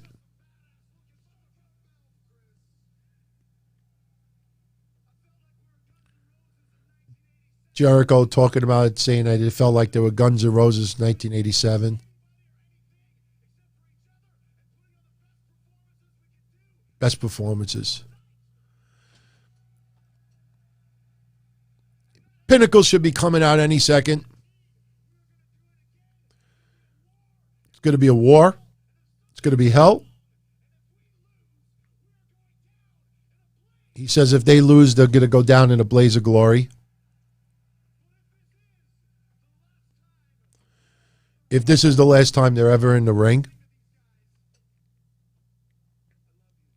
Jericho says he loves them.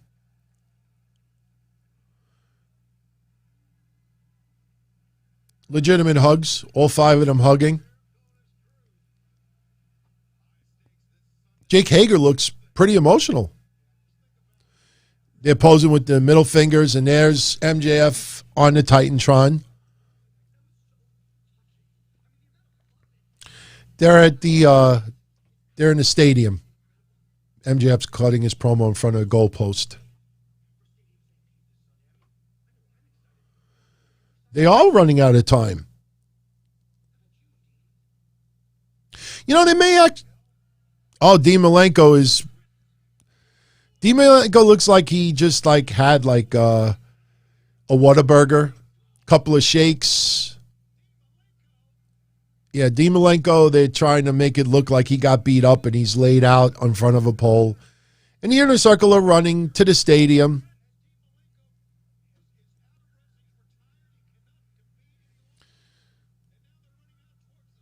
Here's the man of 1,004 calories tonight. He looked like me after I had a nice big meal. You just laid out and you're like... All right, they were set up. Sean Spears, FTR, brawling with Santana Ortiz in the hallway. Wow, they actually have to cut off quick. They're trying to get so much on the screen. Oh, they got a table set up. You better hurry up. It would be nice to see TNT give them an extra 5 minutes overtime, but from what I'm looking on the schedule over here, it's going to cut off. It's going to cut off. A lot of people don't know, with the programming, even NXT, they buy the extra time, and it reflects, the programming I see when it airs. Oh, these look like FTR pile driving Santana Ortiz onto a couple of tables. That looks kind of scary. Better hurry up. Oh, Nice. MJF holding his ring. That they did. Wow, they're going to go off the air any second. Give him an extra 5 minutes, man. Double pile driver. Now I'm on my. Now MJF's cutting a promo. Yeah. I tell you, Wardlow is getting a little more animated. Yeah, that's it. They're going off the air. No extra time, man. Sunday night. All right. Very cool. All right.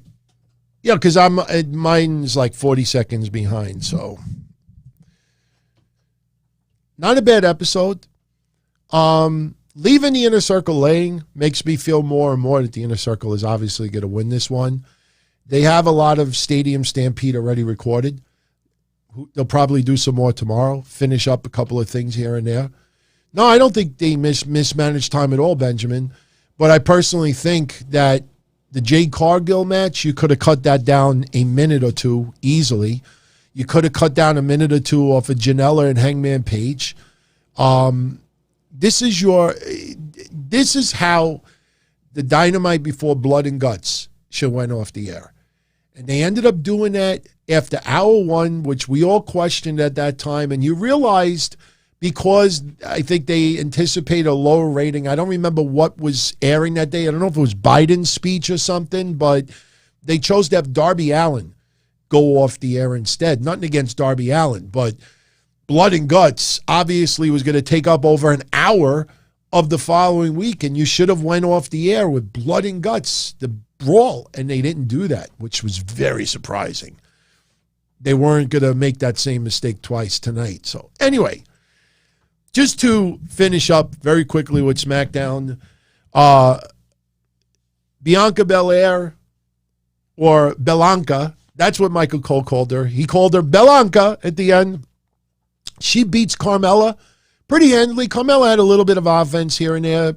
Bayley was at ringside, basically jaw-jacking Michael Cole. Pat McAfee, it's a little odd sometimes because Pat McAfee comes off sometimes as a clear-cut heel. Then he comes off a little bit different. He actually seemed a little confrontational with Bayley as well.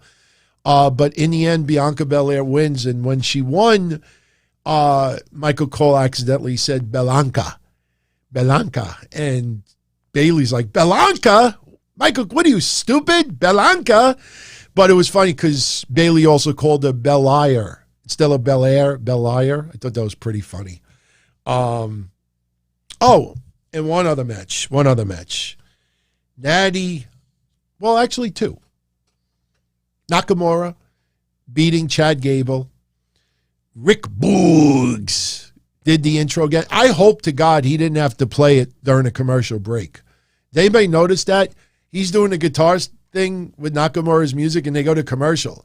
And I'm saying to myself, I hope he didn't have to do that during the whole commercial. His fingers must have hurt. But, we have Nakamura who still had the crown. He beats Chad Gable. During the match, Baron Corbin comes out and reclaims his crown. He takes it from ringside.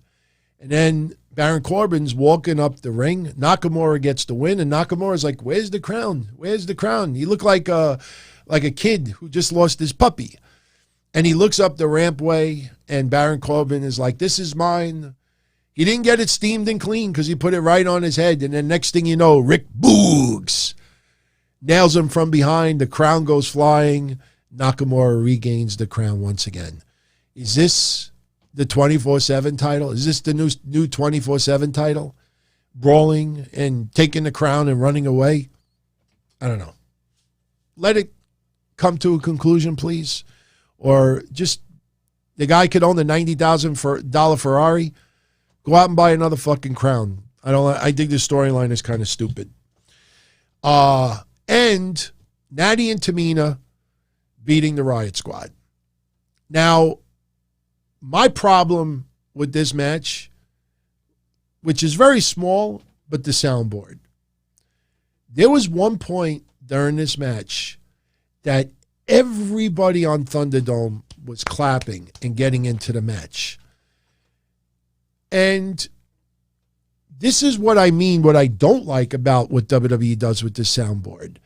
What WWE should do more than anything is enhance what you see from the fans' reactions on the screens. Yes, they do get into the earpieces of all the Thunderdome fans and will tell them at certain points, all right, everyone, yes, yes, or cheer, all right, everyone get loud, get emotion, whatever. There was one point where everybody was clapping, during the match because they were getting behind Natty and Tamina, and they didn't play it on the soundboard. I'm looking at all these people clapping, and I'm like, play the fucking soundboard clip of people clapping. Let it match. And I'll give you another one. When the Usos took on the Street Profits, towards the end of the match, right before Angelo Dawkins and Jimmy Uso went at it a little bit, the crowd obviously was, you could see some of them going, this is awesome. Nobody could hear them, obviously. You don't have sound from the Thunderdome crowd in the building. Instead of playing on the soundboard, this is awesome, they kept playing loud. We want smoke. We want the smoke. They wanted it to feel so one-sided, so when the Usos won, it felt so unexpected. And that pissed me off too, because you could see this was the perfect moment where it reflects the fans and you blast it. This is awesome. Instead, they do the Street Profits. I don't like that they're doing that because they're doing that more and more right now. And when you get back to live fans, you could try to enhance it as much as you want. When you get back 8, 10, 12,000, 14,000 fans, it's not going to be very easy to pull that off, especially if you try to pull it off at times where the fans are just sitting on their hands doing nothing. So, but, there was a funny point where at the very end of the match, the Riott Squad versus Natty and Tamina. Tamina was on the middle rope, and I guess Ruby Riott was going to try to arm drag her, and Tamina headbutts her. And you looked at Ruby Riott when she landed on the mat, she looks like she was dead. She was just like this. She didn't move. But the camera picked up on it. They tried to show the camera outside with Natty and Liv, and you see Ruby Riott rolling and getting into perfect place for the Superfly Splash, blah, blah. So, wait, what did somebody say about Mikey Whipwreck? Because I actually was going to say something with Mikey Whipwreck. So, Big T. Okay, no. Big T was bringing up what I was going to say Wednesday. Let me mention one thing now, then we'll do AEW Double or Nothing predictions. Okay. And, if you're catching this late because you were tuning into Dynamite earlier, we did a watch along. A lot of fun. We covered SmackDown. I already talked about Tony Khan with his comments about, reacting to the rumors of WWE and New Japan possibly working with each other. I gave my thoughts on the idea of them working with each other, which I love. And I think Tony Khan made a big mistake tonight. Before you agree or disagree, just listen to what I said. And we talked about a few other things as well. Any of you out there, if you've ever been a fan of Mikey Whipwreck's, I think if you went on his social media, especially Twitter, and you just send some thoughts his way, you could even say you heard it on my show. I've met Mikey Whipwreck a few times over the years.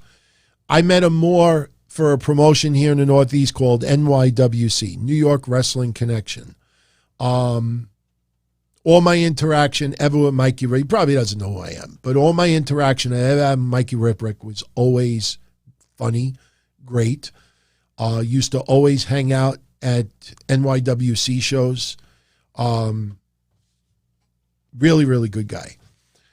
He is going through a lot of issues, physically, mentally. And he wrote this on social media the other day that I wanted to just share with all of you out there. Because like I said, I know social media, especially Twitter, for the most part, it's toxic and misery loves company. And, but there is a lot of good on there as well. And if you just send a couple of thoughts his way, they could put a smile on his face. He wrote this on social media the other day, and I'm sorry if the print is a little bit small here. If you're looking at this through a computer, you obviously could read it. If not, I'm going to read it for you right now. But Mikey Whipwreck says, and I quote, "I want everyone to know I'm not stopping all public appearances after this weekend out of anger or bitterness. I could go into a long, drawn-out explanation. Some already know the details, but I'll try to keep it somewhat short. Firstly, I've enjoyed being home with my family every day. I never thought I'd be the type, but I hate leaving them for even an overnight trip. I've had enough of my kids crying when I pack a bag. Now for some of the shitty reasons, all medical and mental. Number one, I cannot drive at night anymore. Number two, crippling social anxiety. Number three, I have a hard time hearing, and it's embarrassing, even if it shouldn't be. If I say what to my wife one more time, she may strangle me. Number four, I'm fat. We all know this, but it's embarrassing, even if it shouldn't be. Yes, I hear the butterbean comments at conventions. Number five, I get confused easily. It's happened where I'll walk around for 20 to 30 minutes in a store with no recollection of what I was doing or where I was. Number six, I stumble over my words quite often and get lost about what I was trying to say or what the topic was. Number seven, I have pretty intense mood swings. I'm able to mostly keep them in check, but sometimes it's a big challenge. Number eight, I'm beginning to stutter and stammer a lot. It's embarrassing, even if it shouldn't be. Number nine, I have major migraines packed practically every day for 6 to 8 hours behind my right eye, and it's getting harder and harder to deal with. It's worn me down over the years, and it sucks. Keep in mind, I've had 14 concussions that I remember, and they could very well be playing a huge part in all of this. Or they may have nothing to do with it. I'm leaning towards yes, but honestly, it's probably a combination of things." So, he wrote a little bit more. But, it's sad to see that happening, and you see it progressing, and you could only imagine what he's going through. And the worst part about it is a lot of what he's talking about, I don't know what really can be done. I really hope for the best for Mikey Whipwreck. I think back to 94, watching him in ECW, and even those signs where, he washed Todd's car because people wondered why he was getting the push, but he was the ultimate underdog.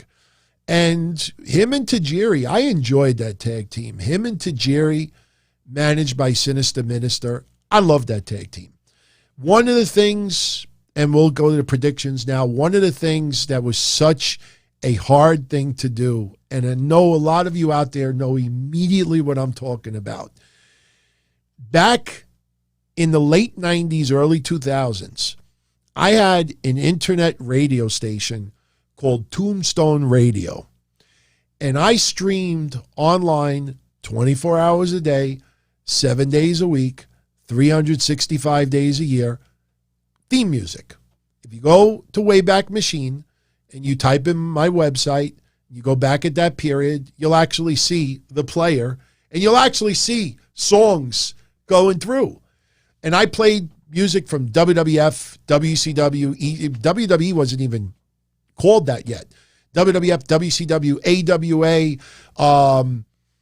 AWA, Glow. We had, what was the other women's federation? R-A-N-D-Y, R-A-N-D-Y, Randy Rah-Rah. What was that, the women? What was that promotion that came out in the early 2000s? It was not Glow. It was something else, and I'm drawing a blank right now. I played all of that music, NWA, TNA, old school, Japan. Every promotion, I played it all. People were wondering how, Don Tony, were you able, WOW, was it Women of Wrestling? I think it was WOW. I think you're right. I think it was WOW. Harris Lion, Alexi, Psycho. Yeah, Women of Wrestling. Played all those themes. I still got them. In fact, I was going to play a trivia contest very soon. I was going to play one or two of those themes, see if people could figure out who they were. But people ask me, even after all these years, how did you do that without WWE sending you copyrights? They let me do it under two conditions, that I never let the music go past 48 kilohertz, whatever quality it is. I know most of you know like 128 kbps is a normal like quality, or 320. You know what MP3s are. I can never go above like 32 kilobytes, whatever that is, and I could not sell the music. As long as I did that, WWE let me do it for about 2 years. That's why these days when you hear people bitching and complaining about copyright strikes and they run to social media and blame the evil person that has the footage, that they're evil and the bad people and Tony Khan's trying to shut everyone down, there's an old saying, you could get more bees with honey. Sometimes if you reach out and just ask for permission, sometimes you get it. Sometimes you don't. But I got permission. And the one freaking song, the one song that everybody and their mother was trying to get was the music that Tajiri and Mikey Whipwreck used to come out to with Sinister Minister. When you would hear Sinister Minister's voice at the very beginning, remember that song? No one could get it. Here is a story that I've never told publicly. But anybody that's ever been into entrance theme music, you'll appreciate this one. You'll really appreciate this one. Another song that everybody wanted back then was Steve Corino's song, Old School Style. Remember the Old School Style? Remember that song? I was doing work for Frank Goodman, USA Pro Wrestling. And I don't know if it was the Chris Candido Memorial Show, but there was a show that Steve Corino was on. And they used to have this DJ by the name of Anthony. If any of you out there ever still talk to the Mass Maniac, ask him. Say, I heard Don Tony the other day talking about this DJ Anthony that used to DJ your shows.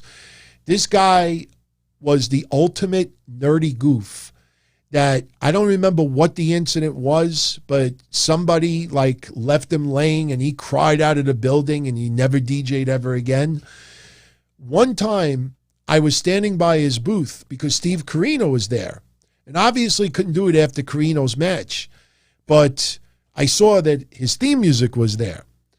So Corino has his match and Anthony's got the CDs lined up because at the end of the night, a lot of times he would give the CDs back to the wrestlers.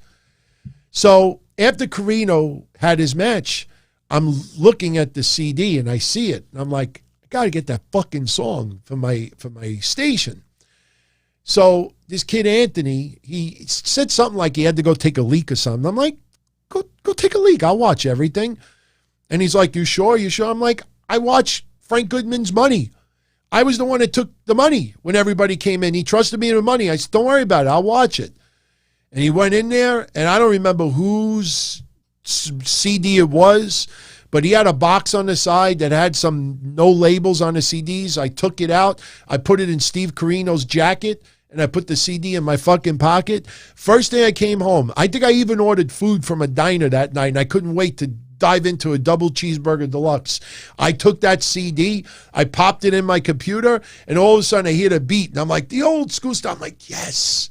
I fucking threw that on there, and I remember, I don't know if it was Mass Maniac, but I remember like a week or two later, he's like, there was some music taking it down.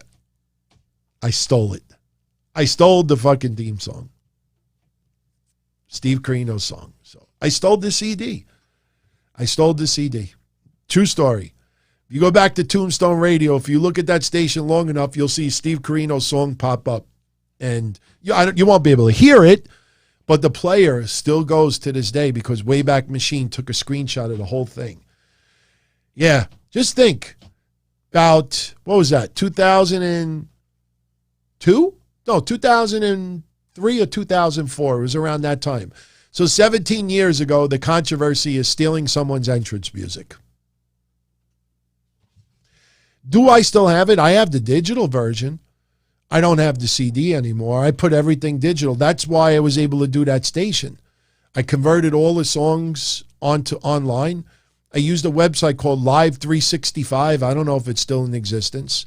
But if you go to Wayback Machine, check out my site and you could see it. It's all online. So anyway, I know everybody says that I should write a book. I take pride, man. 95% of all the stories I tell, I got proof. And that's the thing that I appreciate more than anything else. And I realize, I've said it before, I realize over the years, a lot of people, especially in podcasting, that, could only, tweet stories through Twitter with no backup whatsoever, because you could write anything on Twitter and people believe it. I could give everybody an advance warning, and I'll say that, 2 weeks from now, I'll come up with some heroic near tragedy that's not even true. And I could go online and be like, oh my God, everyone, you wouldn't believe this. This dog was hanging off a tree by his tail. And I don't even know how I did it, but I grabbed a stick and wrestled the dog, and I wanted to take him in and people would be like, oh my God, he's the greatest person ever. And none of it's true. None of it's true. I love people when they witness criminal acts, but yet there's no ever police report filed or nobody called or anything. This is just, figments of their imagination. But almost all the stories I tell, I got proof. So let's do predictions, shall we? There we go. Double or Nothing. This Sunday. Double or Nothing. No way did I tear up these matches. Here we go. I'm sorry for singling out this match over and over again, but it just is mind-boggling that AEW doesn't have the wherewithal to make Cody Rhodes and Anthony Ogogo into a flag match. Unless there's going to be a rematch somewhere down the line. And you know what? Wouldn't surprise me if they do that shit on TNT. Would not surprise me if they hold that shit off for TNT. Because they do things ass backwards sometimes, whether people want to admit it or not. So, Sean Bedard, quickly, about SummerSlam taking place on a Saturday, I have no problem with that. I mean, back in the day, we had pay-per-views on Mondays.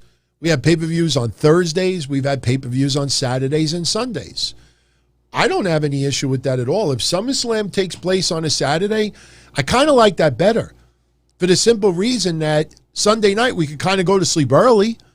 People have work the next day. They got school the next day. Well, maybe not school because of summer, but I love the fact that it's on a Saturday. Hell yeah. Do more pay-per-views on Saturdays. It's more of a logistics thing than anything else right now. Like I said, when you saw these locations being announced, you had to always keep into mind two very important things: the COVID levels in these states and also the unemployment rate in these states, because some states are having a difficult time staffing their arenas enough to be able to hold big events. So this is why these negotiations, that's why I know Tony Khan is just being a character and everything, but the more you dissect what he said earlier about the WWE New Japan rumors, it just doesn't make sense. Because he definitely knows what is involved, whether you're negotiating deals with buildings or negotiating deals with other promotions, when you have those type of contracts. It's a publicly traded company. Just because they're both wrestling companies doesn't mean that they operate the same way. It's just not the right thing to do. But SummerSlam being on a Saturday, I love the idea. I absolutely love the idea. So let's talk about AEW Double or Nothing. I will be here Sunday night right after the pay-per-view. By the way, I don't remember who I got this for, but I know somebody wanted the Mike Tyson shirt, and I had it shipped out. By now, you should have gotten it. So I don't remember who it was. I took care of so many prizes the last week and a half that, I keep forgetting everybody, but I hooked everybody up. So I think there was one New Jack shirt that I got to take care of tomorrow. So, but I will be here Sunday night right after Double or Nothing ends, if you'd like to join me. For my YouTube channel members, and a big shout out to La Nostra Familia. We will be doing a predictions contest. I will put up the thread Saturday, probably by noon time, and it'll be very easy. Just guess the matches, and we'll do a tiebreaker in case there is a tie, and that'll be on for our channel members. If anybody becomes a channel member between now and Sunday, you could take part as well. I don't want anybody to think it's a money grab or anything like that, but obviously, it's a lot easier to do it, that way. So, but anyway, in no particular order, Hangman Adam Page versus Brian Cage. FTW title is not on the line, which the FTW title, I know a lot of people will feel like it was a joke all along, but to me, the FTW title could have been handled a hell of a lot better. The fact that it's not on the line makes me think that Brian Cage will lose this one. We got to really pay attention about what happened to Hangman Page's head getting split open earlier. Hopefully he had no signs of concussion from that, but that was a pretty deep gash. So I expect you to see stitches. And let me tell you something, that kind of brawl that they want to do would not surprise me if that match gets scrapped or changed. And it might be better just for the safety of Hangman Page. But if the match goes down, I'm going to go with Hangman Page winning. Especially after they did that ridiculous shit that time, bringing up number 1 contender, number 2 contender, when they had no interest in giving either one of those guys a world heavyweight title shot at that time. So I'm going. Sam is saying the title's not recognized in AEW. Sam, really? Seriously? I mean, you see how it's portrayed on TV. Of course, it's not a recognized title, but still, you keep parading that title and he doesn't defend it. It looks like a joke. It just demeans what the value was. Brian Cage is not even a champion. You know what I'm saying? It's just like, just don't show it anymore. If you're not going to use it, just don't show it anymore. So, Cody Rhodes versus Anthony Ogogo.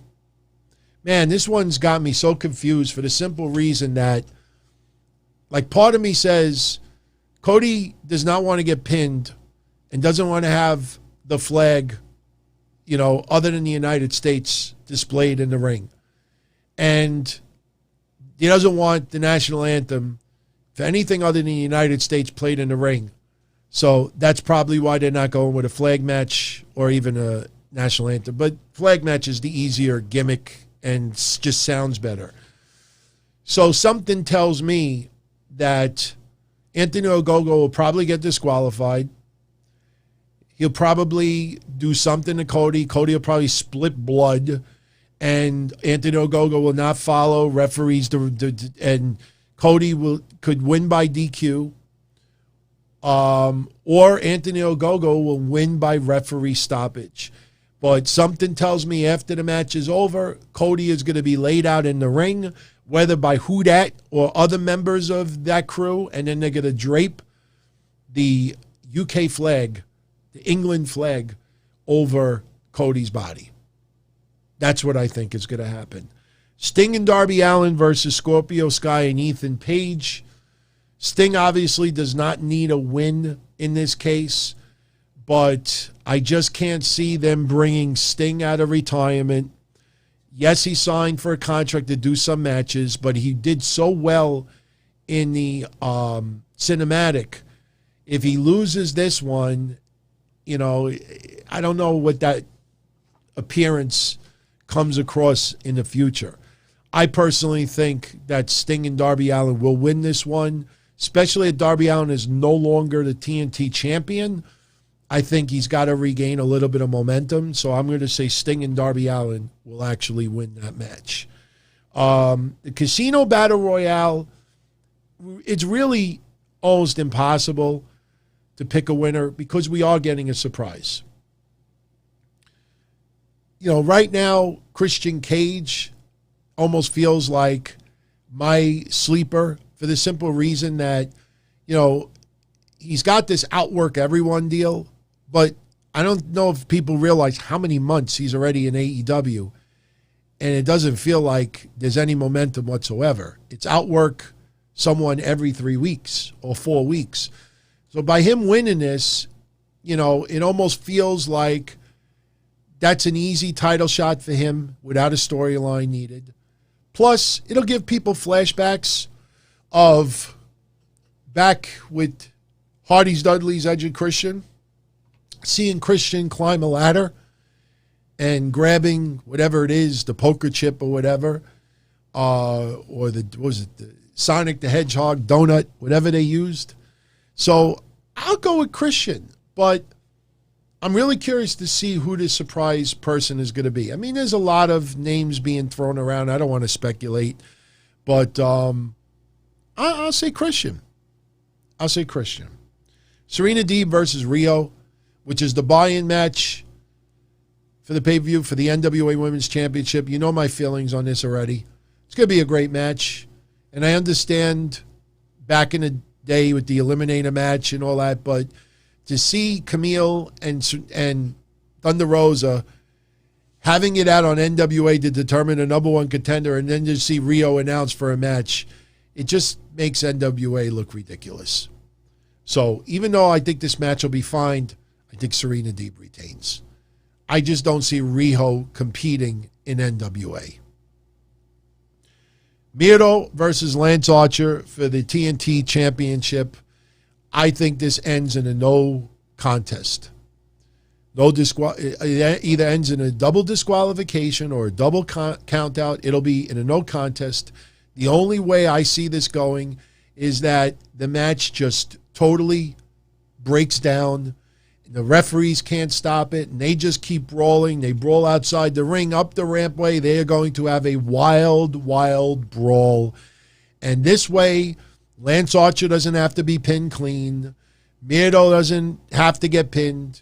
You don't have to you don't want a disqualification on one side. That would be stupid. These two guys will have a very stiff match, and I think it will just end up in a double no contest. Easy way to say it. No contest. No contest. Hikaru Shida versus Britt Baker for the women's title. Britt Baker has earned it. She's worked harder. And I don't want to say more than anyone else, because a lot of people work their asses off trying to improve themselves. It just doesn't come across in the ring sometimes. She has worked awfully hard, and it's showing. Not just in the ring, not just in the promo department, but just her overall status. And fans have taken notice. They have taken notice. She can't get ahead of herself. Throwing a 316 comment out there, I think in her eyes, in her ears, is because she's not a babyface, yet the fans are still cheering her. So that's kind of like what Austin was in 96, 97-ish, more than maybe 97. So she thinks that, Britt DMD, you know what I'm saying? Like, don't get too far ahead of yourself. Just be Britt Baker. Don't be the female Stone Cold, because that's awfully big shoes to fill. And, she ain't, the top women's wrestler in the world. Not yet. But I still think Britt Baker wins that championship. Hikaru Shida's ceremony today should have happened 3 weeks ago. Britt Baker should have crashed the party, which would have led to the match. And I think that's the way it should have went down. And that would have been like a thank you to Hikaru Shida for, the title. But again, look at her reign the last 7 months. It's embarrassing. But it's not her fault. It's not her fault. The Young Bucks versus Jon Moxley and Eddie Kingston for the AEW Tag Championships. Man, I think if you're going to take the belts off of the Young Bucks this soon, this is the perfect time to do it. Eddie Kingston and Jon Moxley are in such a momentum right now, as are the Young Bucks. But I think in the end, we're going to have bullshit with Gallows and Anderson. So I do not see the Young Bucks losing those tag titles Sunday. I think there'll be some clusterfuck involved, and that will be the way out for Moxley and Kingston to not win those belts. The Inner Circle versus the Pinnacle, Stadium Stampede 2. If the Inner Circle loses, they must disband. We talked about it earlier today. Makes no sense for the Inner Circle to disband. Just the momentum. They were heels for most of the time they were in Inner Circle. And they've only touched the surface of some of the individual feuds that could go on. FTR versus Santana Ortiz. No matter how many times Guevara says that he doesn't expect to have a feud with MJF, that could still happen.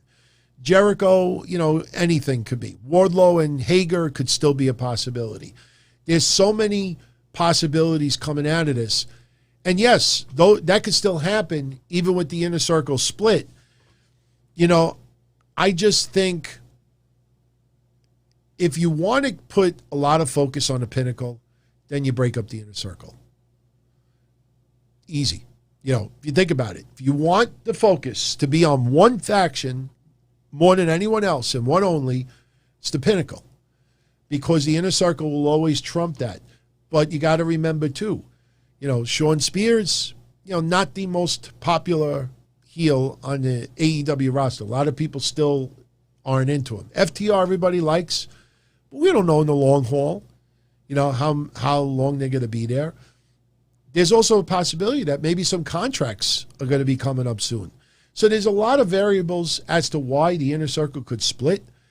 I just feel, just for TV purposes and how much, and you got live fans coming back. They could still sing Judas, even if Jericho's wrestling by himself.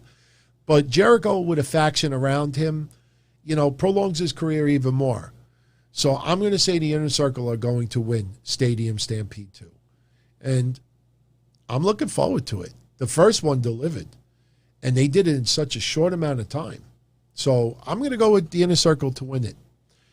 And Kenny Omega versus Orange Cassidy versus Pac for the AEW heavyweight title. I don't see any reason right now why you would take it off of Kenny Omega. I can't see him being the Impact Wrestling heavyweight champion. And I know he has other belts too, but I just can't see him being that champion and not AEW. You're going to see them start to break away from the Impact Wrestling storyline, which has done very little for Impact Wrestling. Of course, Jim Ross and people that are involved, it's business. They're not going to turn around and say, oh, Impact Wrestling did not get much of a rub from it. Jim Ross, I think, said over the weekend that the Impact Wrestling has benefited a lot more from AEW than the reverse. Of course he's got to say that. That's good business. You're not going to say the opposite, right? So you're not going to get the absolute truth from people that are involved on one side or the other. The way you could determine it is in the ratings and the merchandise sales and the pay-per-view buy rate. Again, these people that claim that Impact had 8 times the pay-per-view buy, they didn't back it up with any statistical proof. Somebody just blurted that out there and everybody ran with it. And you think about it, it doesn't make sense when you see the ratings. Again, this is the second week in a row that these big websites that get the ratings refuse to tell you what Impact's rating was. Why? You got to blame it on Showbuzz Daily still, but yet you get the Raw rating and SmackDown and AEW and NXT, but you suddenly can't get Impact's? I don't know what their rating did yet. I put an inquiry in for how I try to get them. Last week I got it, 111,000. That's pathetic. So I just don't see Kenny Omega losing this championship and then parading the Impact title. That's ass backwards. So I am going with Kenny Omega to retain. Hell, I don't even know if Kenny Omega is going to close out this show. I mean, it'd be interesting to see. Be interesting if Stadium Stampede, I wouldn't be surprised if part of it is pre-recorded and part of it is not. It would be very, very difficult to do, but I would not be surprised if I'll say it like this, if Stadium Stampede is going to close this pay-per-view, I expect half of this match, or a good part of it, to be pre-recorded, and then they may pick up at a certain part and then work their way back in the ring. You got to go off the air with live fans reacting to a live match. So I know almost everybody's saying that Kenny Omega's match is going to close it out. I'm very curious to see if the Stadium Stampede closes it out. And if they do, it'd be really interesting to see if they could pull that off, doing, half the brawl pre-recorded, and it'll be so seamless on TV you wouldn't even know it. So with that said, those are your predictions.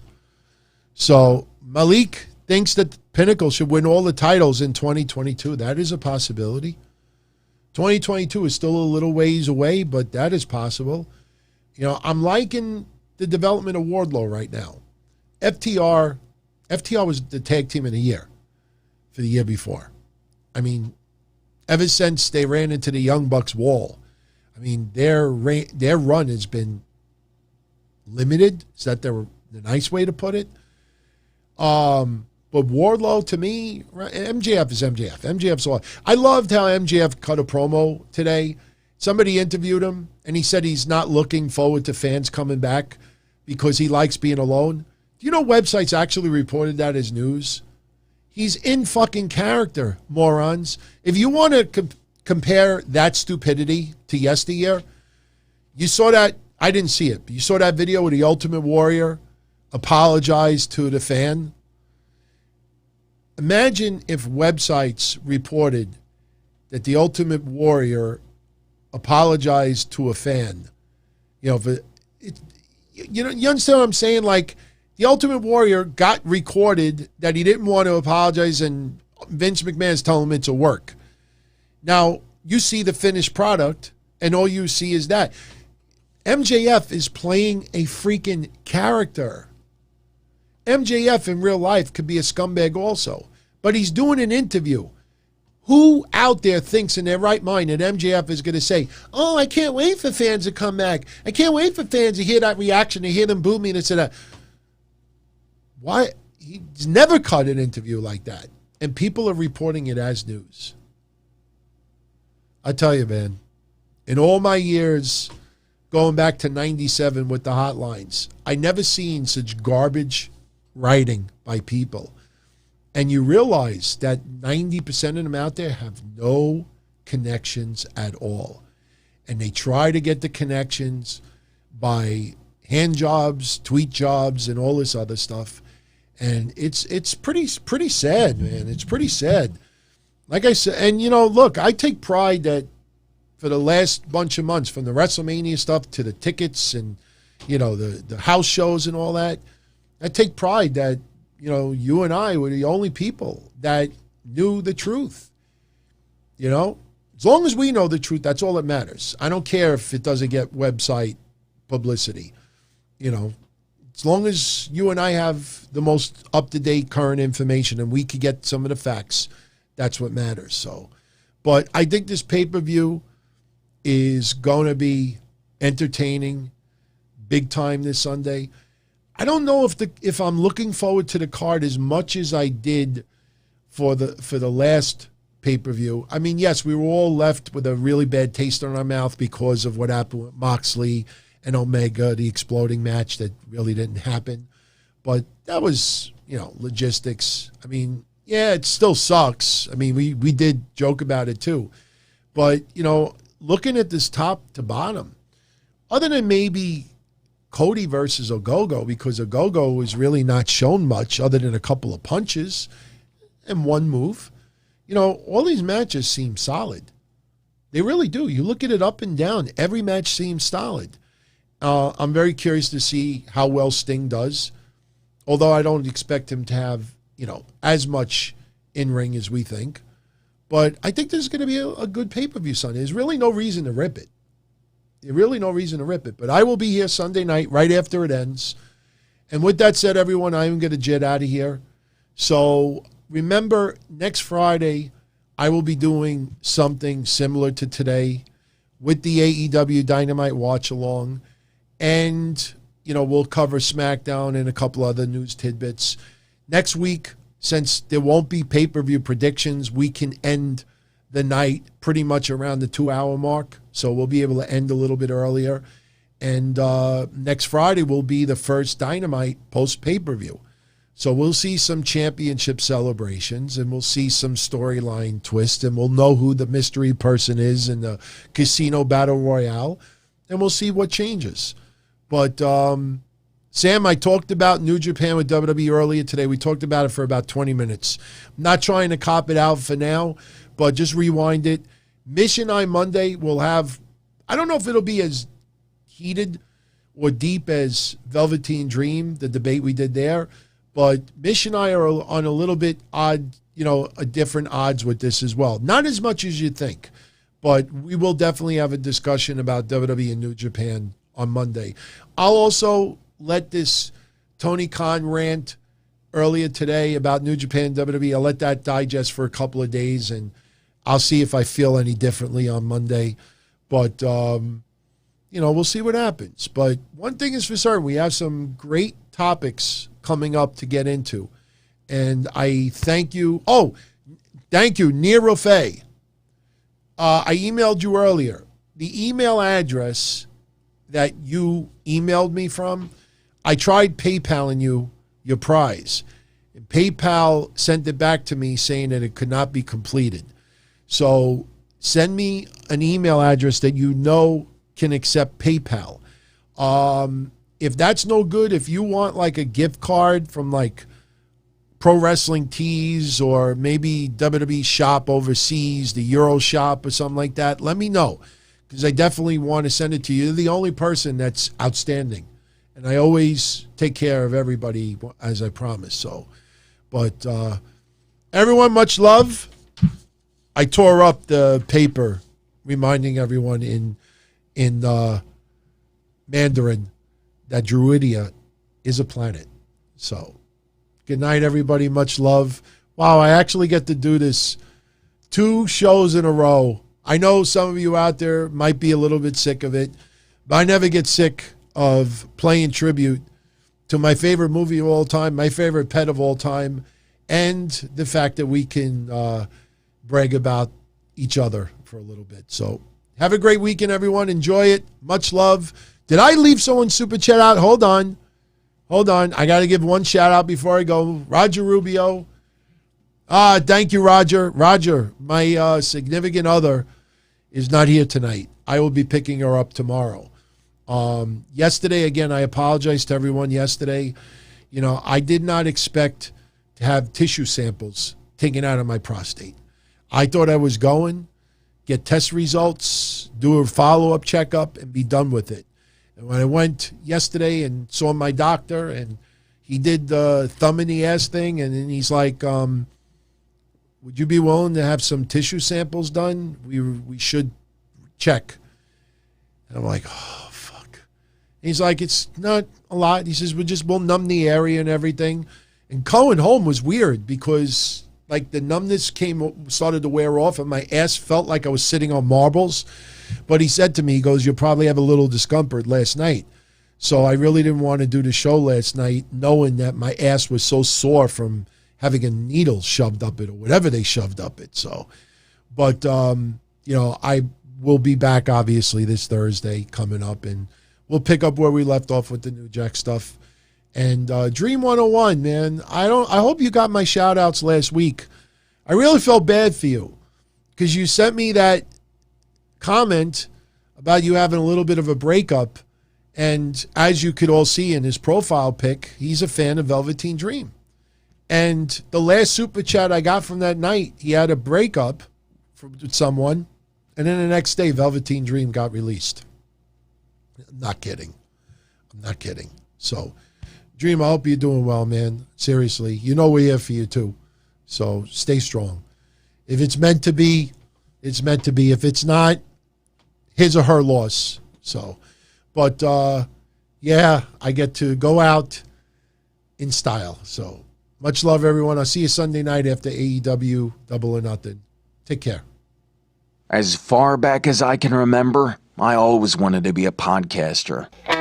For me to live any other way was nuts. To me, those goody-good people who worked shitty jobs for bum paychecks and took the subway to work every day and worried about their bills were dead. I mean, they were suckers. They had no balls. If I wanted something, I just took it. I ran everything. I paid the bills. I paid the host. I even paid the masked maniac. Everybody had their hands out. Everything was for the taking. We always called each other good fellas. You would always hear from somebody. You're gonna like Don Tony. He's alright. He's a good fella. He's one of us. But if you're part of my crew, nobody ever tells you they're gonna get rid of you. It doesn't happen that way. There weren't any arguments or curses like in the movies. See, your haters come with smiles. They come as your friends, the people who've claimed they care the most for your life. And now that's all over. And that's the best part. Today everything is different. There's lots of action. I don't have to wait around for everything like everyone else. Oh, I didn't get the vaccine? Fuck you, vaccine me. Oh, your delivery guy has COVID? Fuck you, feed me. Right after I moved here, I ordered egg noodles and ketchup, and I got spaghetti with meat sauce. I'm no longer an average nobody, while they get to live the rest of their lives like a bunch of schnooks.